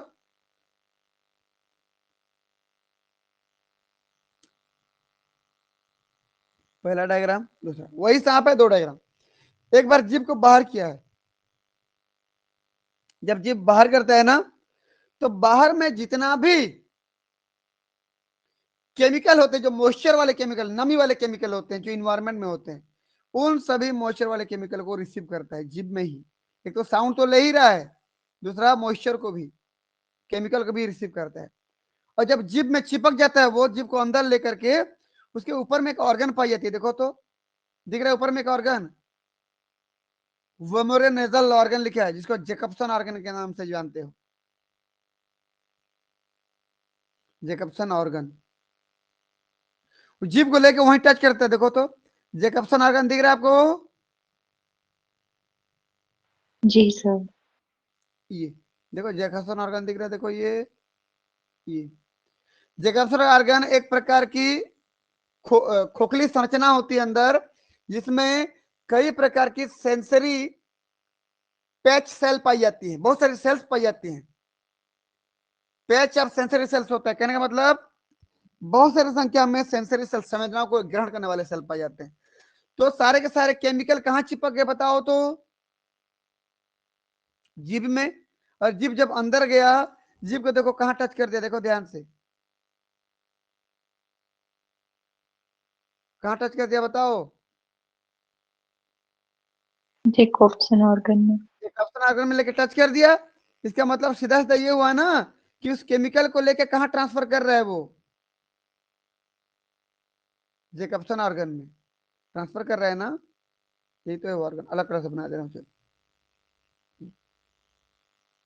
ये देखो, ये तो केमिकल पहुंच गया जैकबसन ऑर्गन में, और वहीं पर तो होता है सेंसरी सेल्स, उस केमिकल को सेंस करके नर्व के द्वारा ब्रेन तक भेज देता है। देखो नर्व है वहां पर, देखो ये नर्व, देखो ये नर्व दिख रहा है, देखो ये नर्व ये है।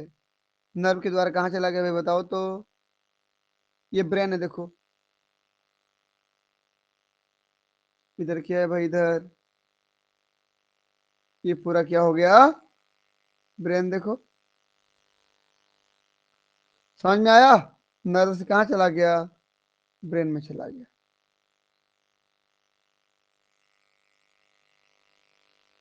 ये आ गया ब्रेन में। तो यहां से केमिकल सेंसरी सेल रिसीव किया, नर्व के द्वारा ब्रेन तक पहुंच गया। समझ में आया कि नहीं?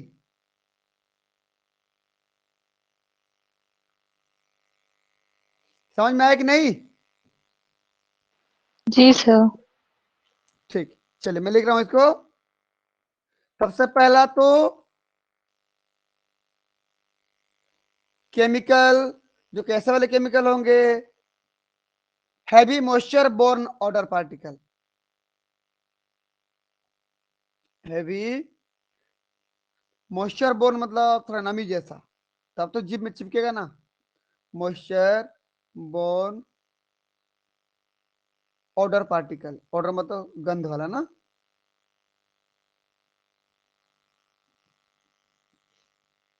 बताओ कहाँ चिपक जाएंगे पहले तो?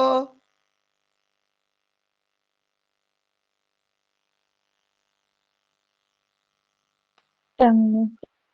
टच ऑन टंग, इसलिए तो जीभ को बाहर निकालते रहता है बार बार, टंग। अब बताइए टंग को लेके कहाँ शिफ्ट कर देगा? जैकॉब्सन ऑर्गन में। बिल्कुल, अब कहाँ चला जाएगा? यहाँ कहते हैं ट्रांसफर टू जैकबसन ऑर्गन। इसको किस नाम से जानते हो? वो मेरो नेजल ऑर्गन।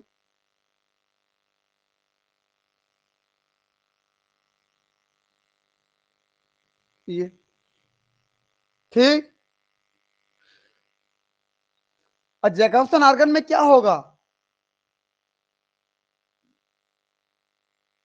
कौन सा सेल पाएंगे बताओ तो? Nerve cell.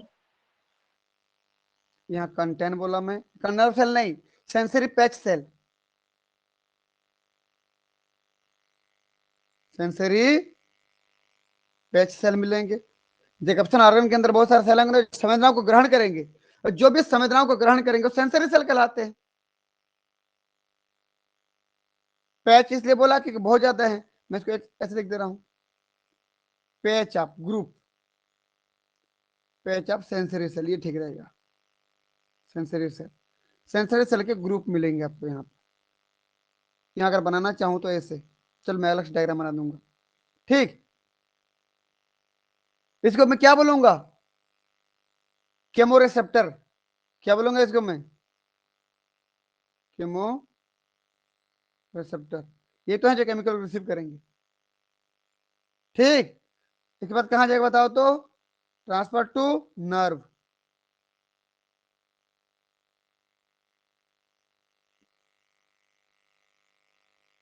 नर्व से कहाँ जाएगा बताओ तो?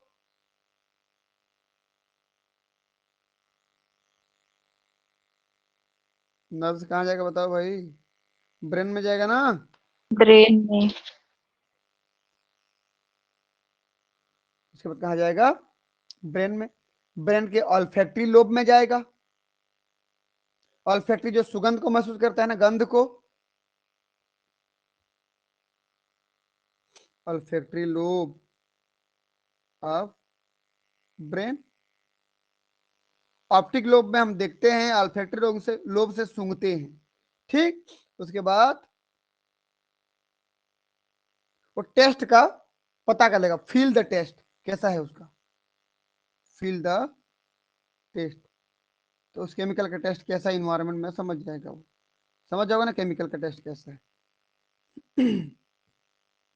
क्लियर है इतना? चलिए मैं यहाँ कर दे रहा हूँ, देखो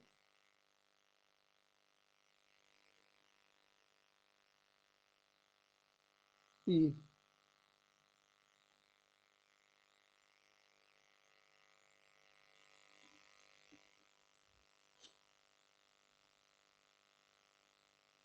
यहाँ पर ऐसी स्थिति होती है ऊपर में, ये बहुत सारे सेल होते हैं, देखो ये कप्सुलर ऑर्गन का ये है हिस्सा,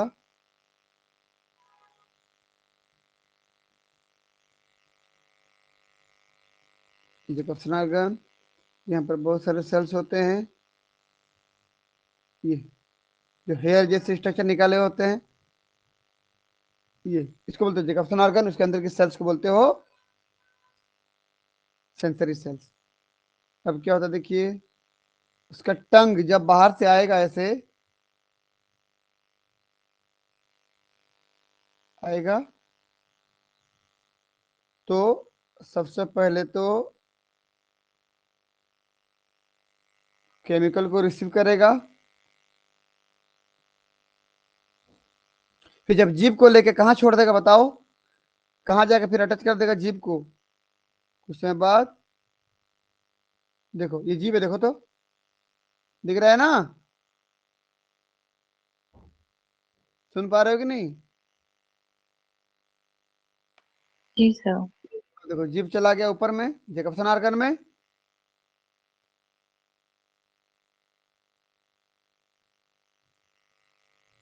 या वो मेरोनेजल ऑर्गन, ये इसमें सेंसरी हेयर सेल थी, पैच सेल थी, वहां से नर्व जुड़ा हुआ था,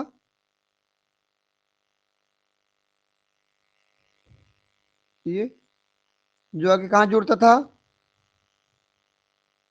अल्फैक्टरी लोब, और ये क्या होता था, ब्रेन। समझ में आया?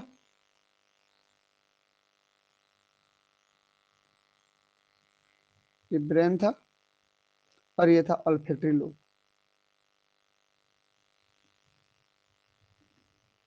ये हो गया, क्लियर है इतना? अब पहुंच गया भाई वहां तक जो सिग्नल था।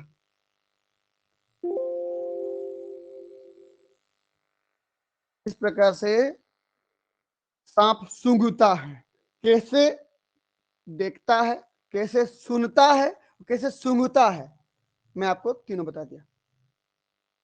समझ में आया तो यस करके भेजो जल्दी।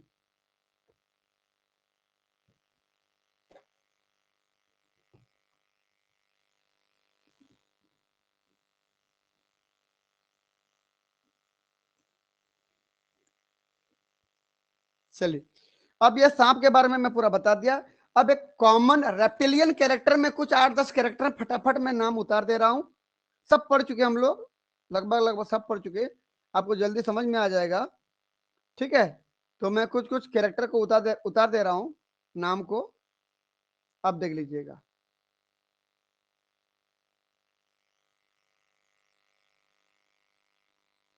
फटाफट सब पढ़ चुके हम लोग।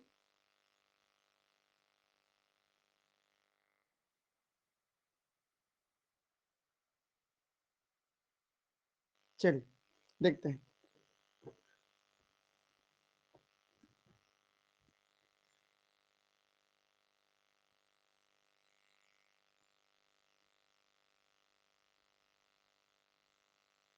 कॉमन रेप्टिलियन कैरेक्टर, फटाफट बता दीजिएगा आप लोग खुद। बताओ रेप्टाइल का हैबिटेट का क्या, कहाँ कहाँ रहता है,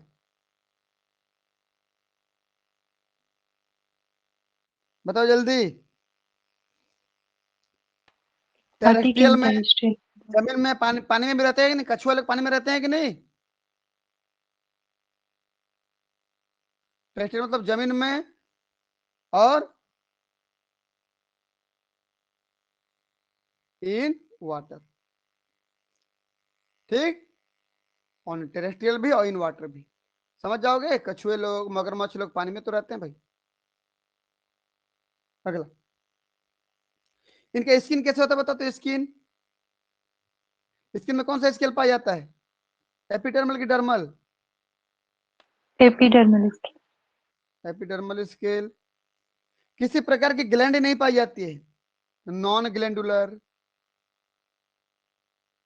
कोई ग्रंथि नहीं होती है स्किन में। ठीक। एपिडर्मल स्केल भी होता है, किसी किसी किसी में स्कट के नाम से भी जानते हो, बड़े बड़े हो जाते हैं तो स्कट, जैसे मगरमच्छ वाला को स्कट बोलते हैं उसको हम, समझ रहे हो ना।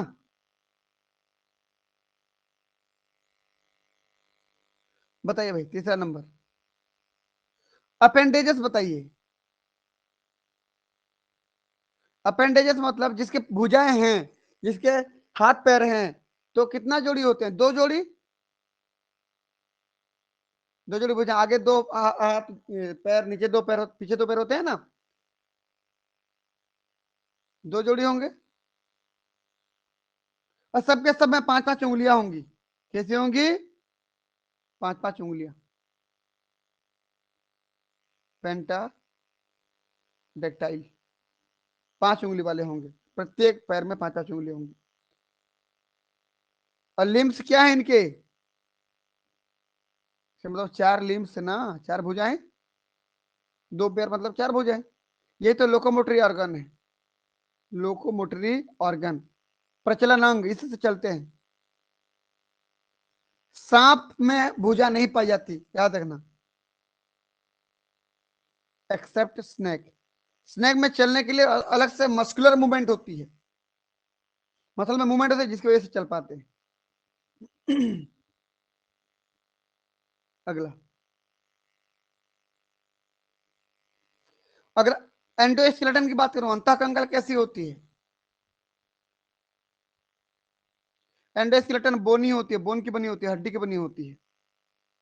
उसके सिर का जो बोन होता है ना, ठीक, ऐसे देखो तो, जो सिर का बोन होता है,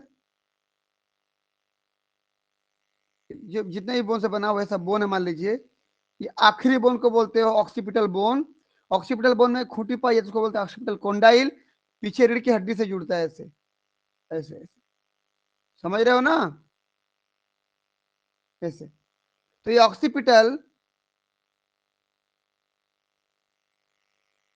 बोन है, उसका ये कोंडाइल है, कोंडाइल मतलब खूंटी।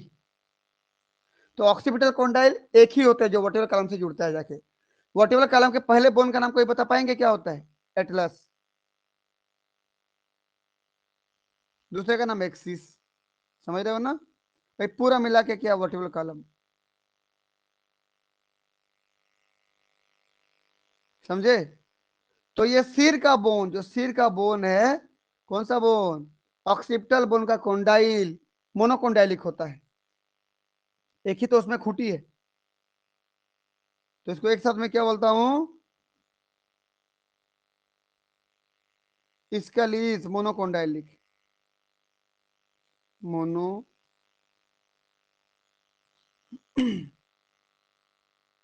कोंडाइलिक, ठीक, जो कि आर्टिकुलेट होता है, जुड़ता है, आर्टिकुलेट विथ वर्टिब्रल कॉलम। इस सब में लागू हो रहा है ना रेपेल में। बताइए भाई, डाइजेस्टिव सिस्टम की बात करूं, कंप्लीट है ना?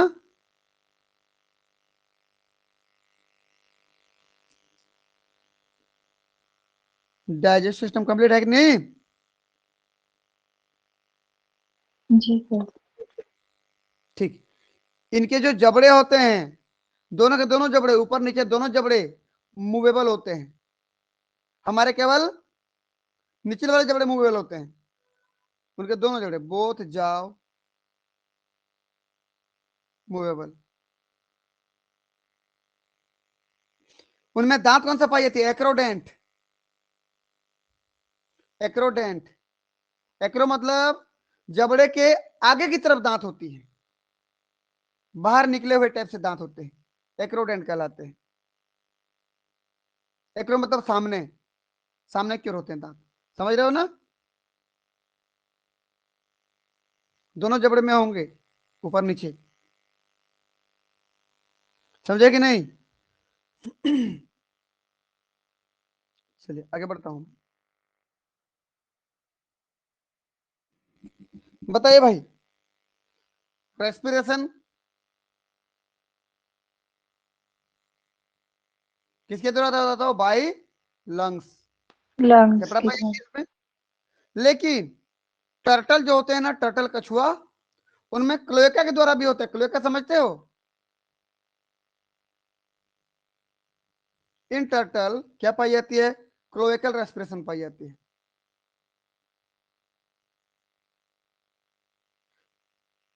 क्लोएका समझते हो क्या होता है?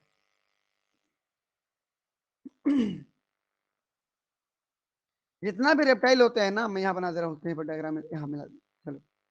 जितना भी रेप्टाइल होते हैं, देखिए तो, मान लीजिए ये, ठीक, इधर से आहार नाल गया, देखो तो ये एनस खुला इधर, समझे? एलिमेंट्री कैनाल गया था, इधर ये एनस खुला, देखते रहे ना। उनका किडनी होता, एक्सक्रेटरी ऑर्गन, किडनी अलग से खुलता, तो ये एनस कहलाता, और ये यूरेथ्रा कहलाता। लेकिन यहां पर क्या होता है, किडनी अपने यूरिन को अलग से नहीं निकालता है, उसी के साथ निकाल देता है। किसके साथ? किडनी भी डाइजेस्टिव सिस्टम में ही जाके खुलता है, तब इसको हम एक साथ क्या बोलते हैं, जहां खुलता है उसको बोलते हैं क्लोएका। क्या बोलते हैं उसको?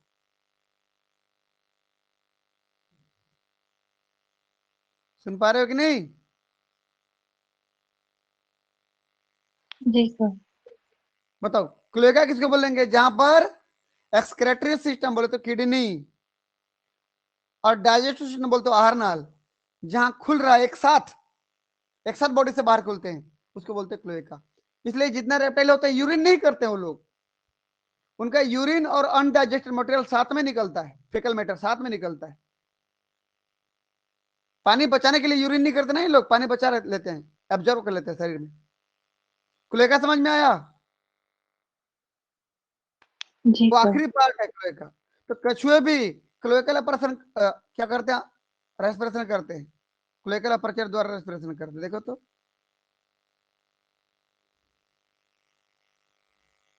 देखे होंगे, पीछे पाया था, देखे ऐसा पीछे, ये यहां से भी रेस्पिरेशन करते हैं वो, ऑक्सीजन लेते हैं, CO2 यहां से छोड़ते हैं, वही तो क्लोएका है पीछे, समझे?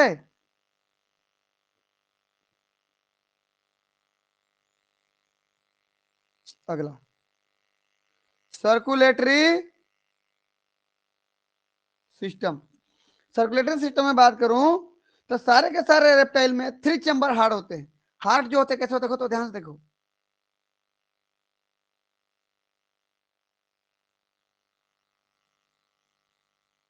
ये इसमें ऑरिकल 2 होते हैं, 2 ऑरिकल, जिसको एट्रियम के नाम से भी जानते हो, ये 2 ऑरिकल है।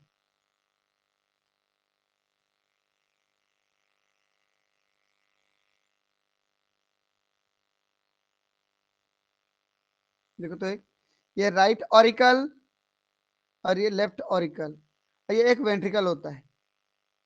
तो 3 चैम्बर हार्ट हुए ना, हमेशा ब्लड इधर से आता है, इधर, समझ रहे हो ना? ऐसे जाता है, समझे कि नहीं?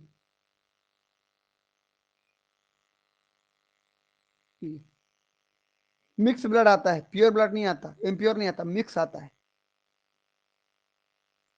चलिए आगे बात कर रहा हूं मैं, बताओ, ऑल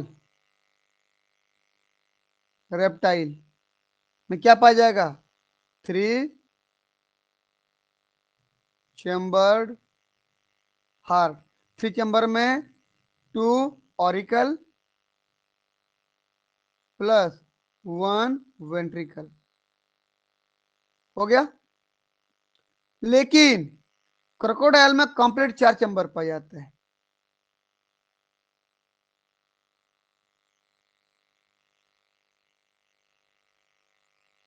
बट इन क्रोकोडाइल, देखो ये जो ऑल रेप्टाइल थे ये वाला था,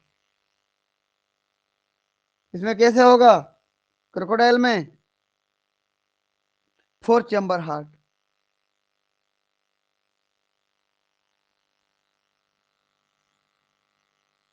हार्ट कैसे होता है देखो, तो ये क्रोकोडाइल का देख लो,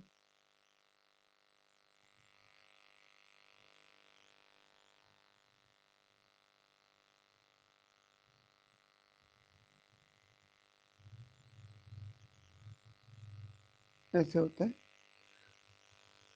यहाँ भी कर दो, ऐसे तो करो, इस तरीके से होता है।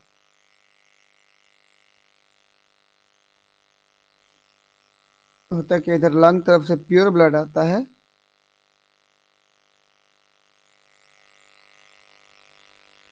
और पूरे बॉडी से इम्प्योर ब्लड आता है। सब आगे होगा तो पढ़ेंगे, है ना ये।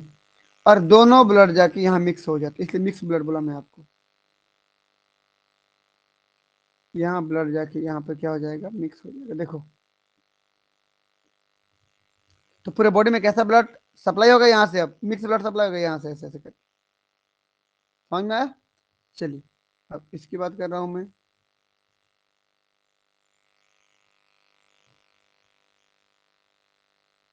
देखो ये ऐसे होता है। अब यहाँ पर कंप्लीट 4 चैम्बर बोलते रहा हूं, लेकिन देखिए स्थिति क्या है।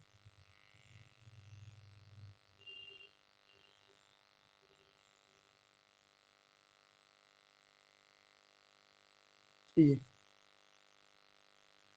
जिसमें right auricle, right left auricle, left auricle, right ventricle, left ventricle, पूरे बॉडी से, पूरे लंग से प्योर ब्लड आता है। ऐसे जा रहा है ब्लड बहते बहते, देखो तो प्योर ब्लड रेड कलर से बना दे, देखो ये ऐसे गया, इधर से पूरे बॉडी में सप्लाई हो जाता है,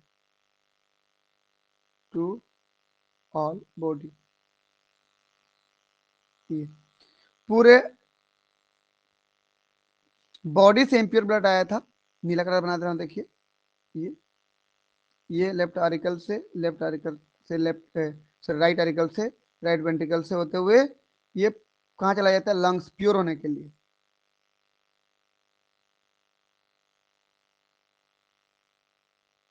टू लंग्स प्योर होने के लिए, लंग्स प्योर हो गए, पुनः फिर आता है देखो इधर से ऐसे, ये पूरे बॉडी में यूज होने के बाद फिर आता है देखो ऐसे, यूज होगा तो इम्प्योर हो जाएगा। इस प्रकार से मामला चल रहा होता है। ये रेस्पिरेटरी सिस्टम है, मैं वहां पे नहीं जा रहा हूँ अभी, बस मेरे हार्ट का वो बताना था आपको, ये ऐसे चल रहा होता है। तो लेकिन एक चीज सोचने वाली बात यह है कि यहाँ भी भले ही 4 चैम्बर है, लेकिन फिर भी मिक्स ब्लड ही बॉडी में सप्लाई होता है। कैसे मिक्स, कहाँ पे मिक्स हो रहा है, यहाँ पर, यहाँ मिक्स होता है देखो तो, जहां पर दोनों एरोटा मिल रहे हैं ना, एक पल्मोनरी एरोटा, लंग्स की हो जाने वाला पल्मोनरी एरोटा, पल्मोनरी एरोटा, जहां मिलते हैं, यहाँ क्रॉस कर रहे हैं, छेद में दोनों मिल जाते हैं, दोनों ट्यूब जहां क्रॉस कर रही है वहीं पर छेद में मिल जाते हैं, तब कैसा ब्लड सप्लाई होता है, यहाँ पर मिक्स ब्लड। समझ में आया कुछ? यहाँ से मिक्स ब्लड सप्लाई होता है, फिर प्योर भी इम्प्योर भी दोनों होता है। उस क्षेत्र को बोलते हो फोरामेन ऑफ पेनाइजी। क्या बोलते हो?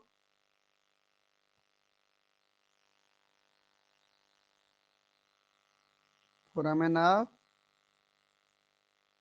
पेनाइजी। तो फोरामेन ऑफ पेनाइजी में ब्लड मिक्स होता है क्रोकोडाइल में, समझे कि नहीं?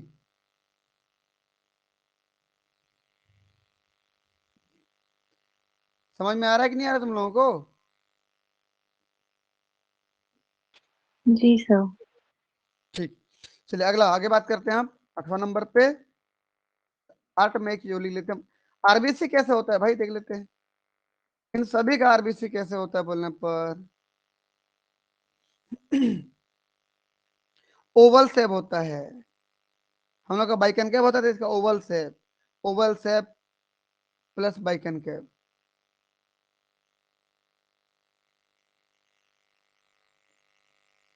हम लोग का एकदम सर्कल होता था, हम लोग का एकदम गोल टाइप का होता था, इस टाइप का होता था। इनका ऐसे होगा, ऐसे अंडे अंडानुमा ऐसे। और कैसे होगा, बाई कनकेव, यहाँ से धंसा होगा, नीचे भी धंसा होगा, लेकिन न्यूक्लिएटेड, यहाँ पर न्यूक्लियस पाया जाएगा। हम लोग में न्यूक्लियस नहीं पाई जाती है ना, न्यूक्लिएटेड। ये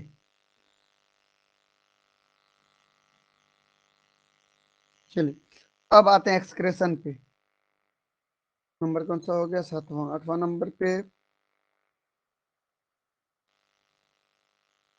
एक्सक्रेशन किसके द्वारा, थ्रू किडनी, अभी बताया था, थ्रू किडनी। भाई देखिए, जो लैंड फॉर्म होते हैं, जो जमीन पे पाए जाते हैं, टेरेस्ट्रियल होते हैं, लैंड फॉर्म रेप्टाइल निकालते हैं भाई एक्सक्रेटरी मटेरियल के रूप में यूरिक एसिड। एक्सक्रेटरी मटेरियल क्या होता है, यूरिक एसिड। जबकि जो पानी में रहते हैं, एक्वेटिक फॉर्म,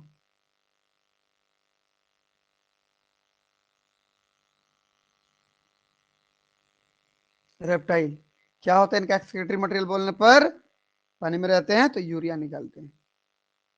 समझ में आया, पानी की कमी नहीं होता उनको, तो चलो यूरिया निकालो डायरेक्ट, हम लोग जैसे यूरिया निकालते हैं यूरिन के द्वारा, समझे कि नहीं। जो जमीन पे रहते हैं उनको पानी का दिक्कत रहता है ना, इसलिए पानी नहीं निकालते, इसलिए यूरिया को बदलते हैं यूरिक एसिड में। 9वां नंबर पे आते हैं नर्वस सिस्टम।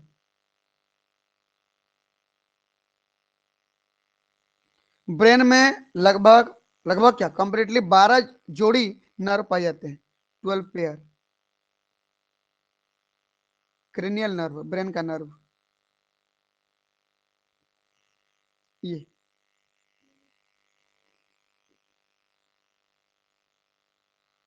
बताइए, सेंस ऑर्गन, संवेदनाएं क्या क्या है, सबसे पहला तो आई, उसके बाद ईयर, टिम्पेनम होता है, टिम्पेनम, छेद नहीं बोल रहा हूं मैं, संवेदनाएं को लेते हैं ना, साउंड को, ईयर, टिम्पेनम हो गया, और नोज भी होता है, ठीक। याद रखना, एक्सटर्नल ईयर की बात नहीं कर रहा हूं, ये नहीं पाई जाती है।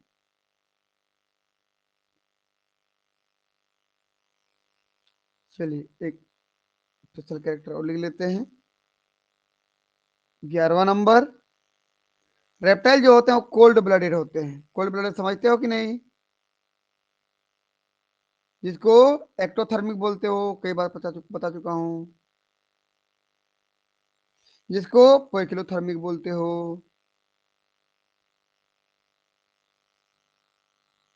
इसका मतलब क्या होता है कि यदि इन्वायरमेंट में टेम्परेचर बदल रहा है तो बॉडी का टेम्परेचर भी बदल जाता है, मेंटेन नहीं होता।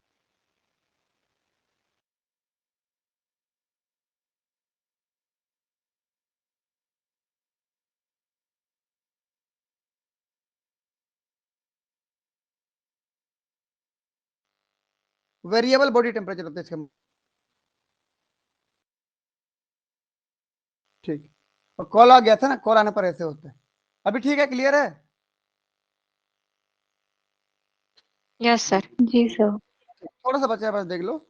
तो मैं ये बोला था कि कोल्ड ब्लडेड का मतलब क्या होता है, एक्टोथर्मिक का मतलब क्या होता है, पेग्लोथर्मिक का मतलब, सबका मतलब सेम है, कि जिसका बॉडी का तापमान बदलते हुए वातावरण के तापमान के साथ बदल जाता है, मतलब वेरिएबल बॉडी टेम्परेचर होता है, उसको क्या बोलते हो आप, कोल्ड ब्लडेड एनिमल, ठीक। और ये देखना, तो ठंड मौसम में ज्यादा नहीं दिखेंगे आपको, ये they hibernate, they hibernate in winter, ये अपने आप को छुपा लेते हैं विंटर सीजन में, समझ रहे हो ना। अभी ठंड में ज्यादा रेप्टाइल नहीं दिखेंगे आपको।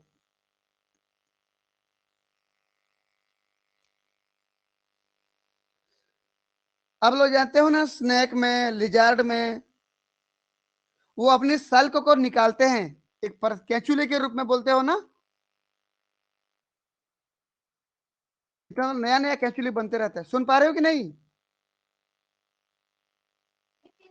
सुन रहे हैं सर, स्क्रीन लेकिन नहीं दिख रहा है सर।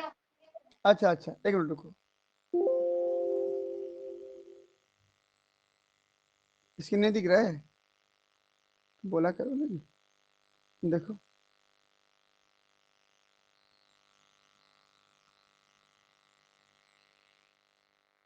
अब दिख रहा है स्क्रीन। जी सर।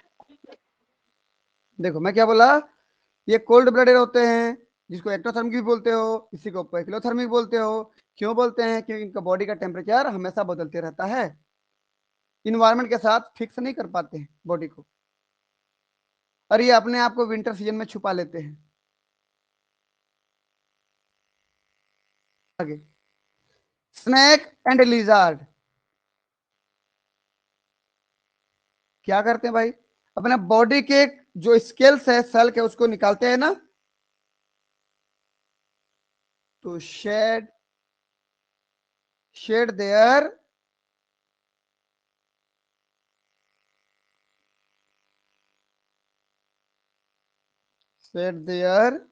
स्केल, निकाल देते हैं। किस फॉर्म में? As skin cast, skin cast बोलते हैं उसको, कैचुली बोलते हो ना, कैचुली के रूप में बॉडी को निकालते रहते हैं, ऊपरी परत को। ये कैरेक्टर है इनका ना।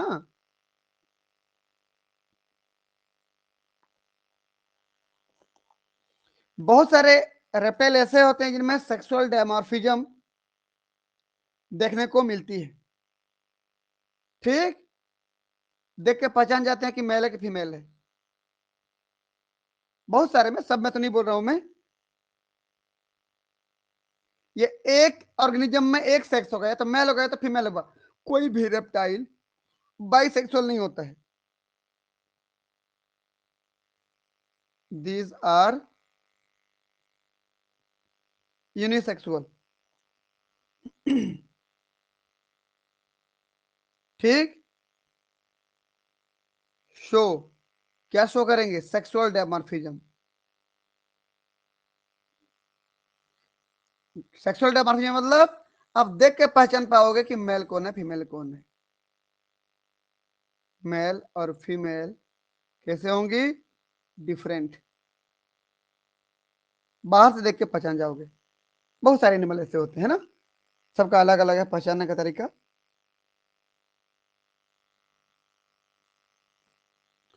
इनमें जो रेप्टाइल्स होती हैं, मोस्ट रेप्टाइल्स क्या होते हैं?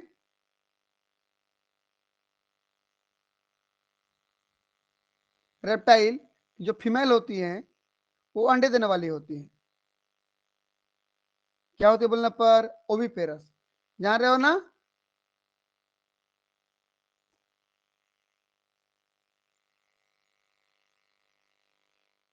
एग लेइंग, अंडे देने वाली होती है। सुन पा रहे हो कि नहीं? जी सर। जैसे देखना तो छिपकली अंडे देती है, सांप अंडे देते हैं, सब कोई अंडे देते हैं मैक्सिमम। लेकिन कुछ ऐसे होते हैं, कुछ रेप्टाइल ऐसे होते हैं, वो ओवोविविपेरस होती है। ओवोविविपेरस बता पाओगे कोई? पढ़ा चुका हूं। जैसे वाइपर है, viper snake, viper and A C snake, ये क्या होते हैं? ओवोविविपेरस होते हैं। मतलब बताओ कोई।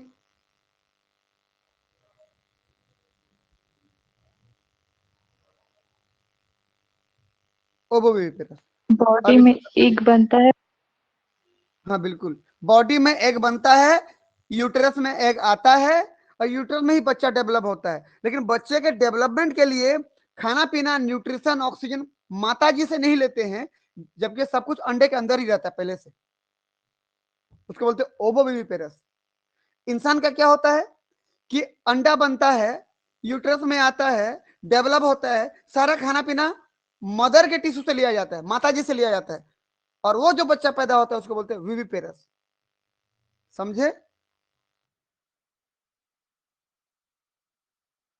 जी सर। मैं बता चुका हूं, फिर भी एक बार मैं इसको लिख दे रहा हूं यहां पर।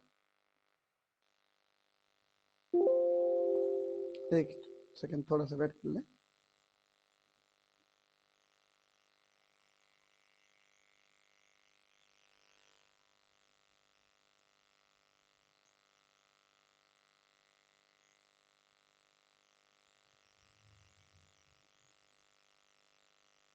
देखिए, किसको बोलते हैं ओविपेरस, किसको बोलते हैं विविपेरस।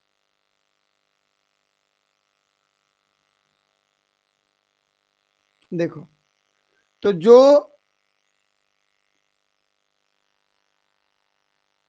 कोई भी फीमेल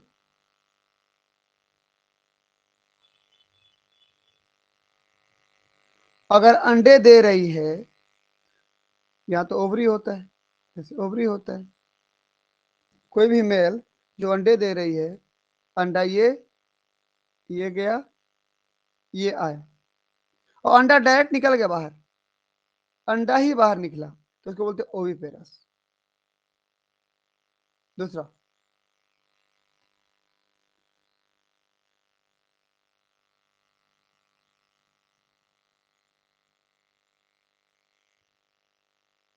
देखिए अगला वाला देखिए ध्यान से।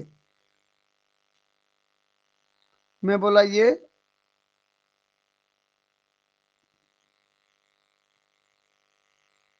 अंडा आया, अंडा गया, यूट्रस में गया, लेकिन धीरे धीरे धीरे डेवलप हो गया और ये बच्चा बन गया। देखो अब ये बच्चा जो है ना, सारा खाना पीना ये मदर से लेता है, मदर से ही लेता है सब। समझ रहे हो कि नहीं? देखो, तो ये जो बच्चा पैदा होगा, पैदा जब होगा, ये जो बच्चा पैदा हुआ, मान लीजिए बच्चा पैदा हुआ, ये जो भी देख लो आप, ये इसको बोलूंगा इस कंडीशन को मैं, क्योंकि यहाँ पर इंडिविजुअल पैदा हुआ है, बेबी पैदा हुआ, तो इसको बोलूंगा मैं विवी पेरेंट्स। समझ में आया? इन दोनों के बीच की कंडीशन होती है जिसको ओवो और विवी दोनों बोलते हो, ओवो विवी पेरस। इसमें क्या होता है भाई, देख लो।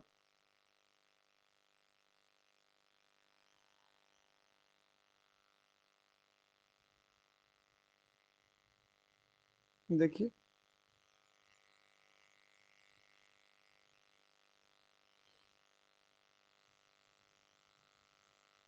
ये ओवरी था, यहां से एग निकला। तो एक मिनट को मैं कलर को सेम बना दे रहा हूं। ये ओवरी था,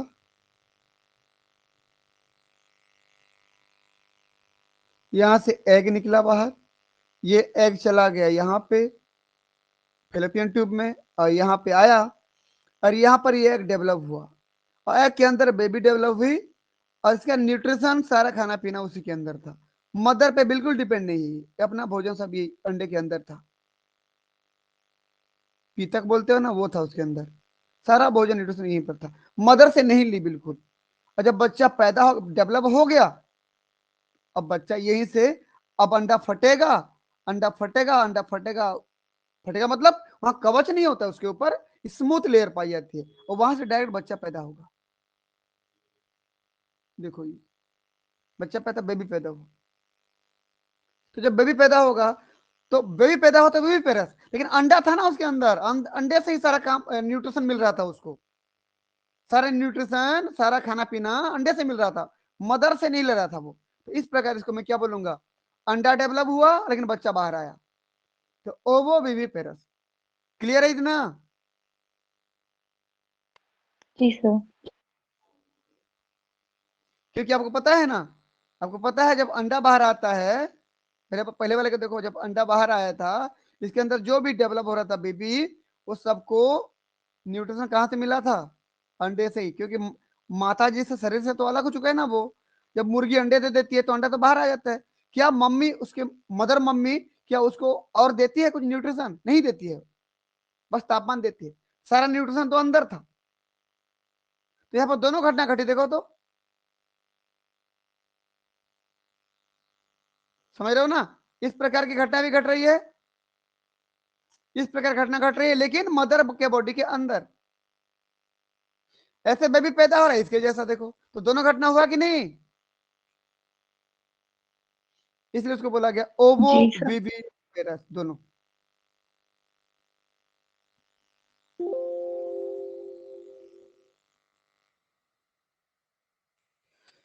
बताइए, फाइनली समझ में आया तो यस करके भेजें भाई।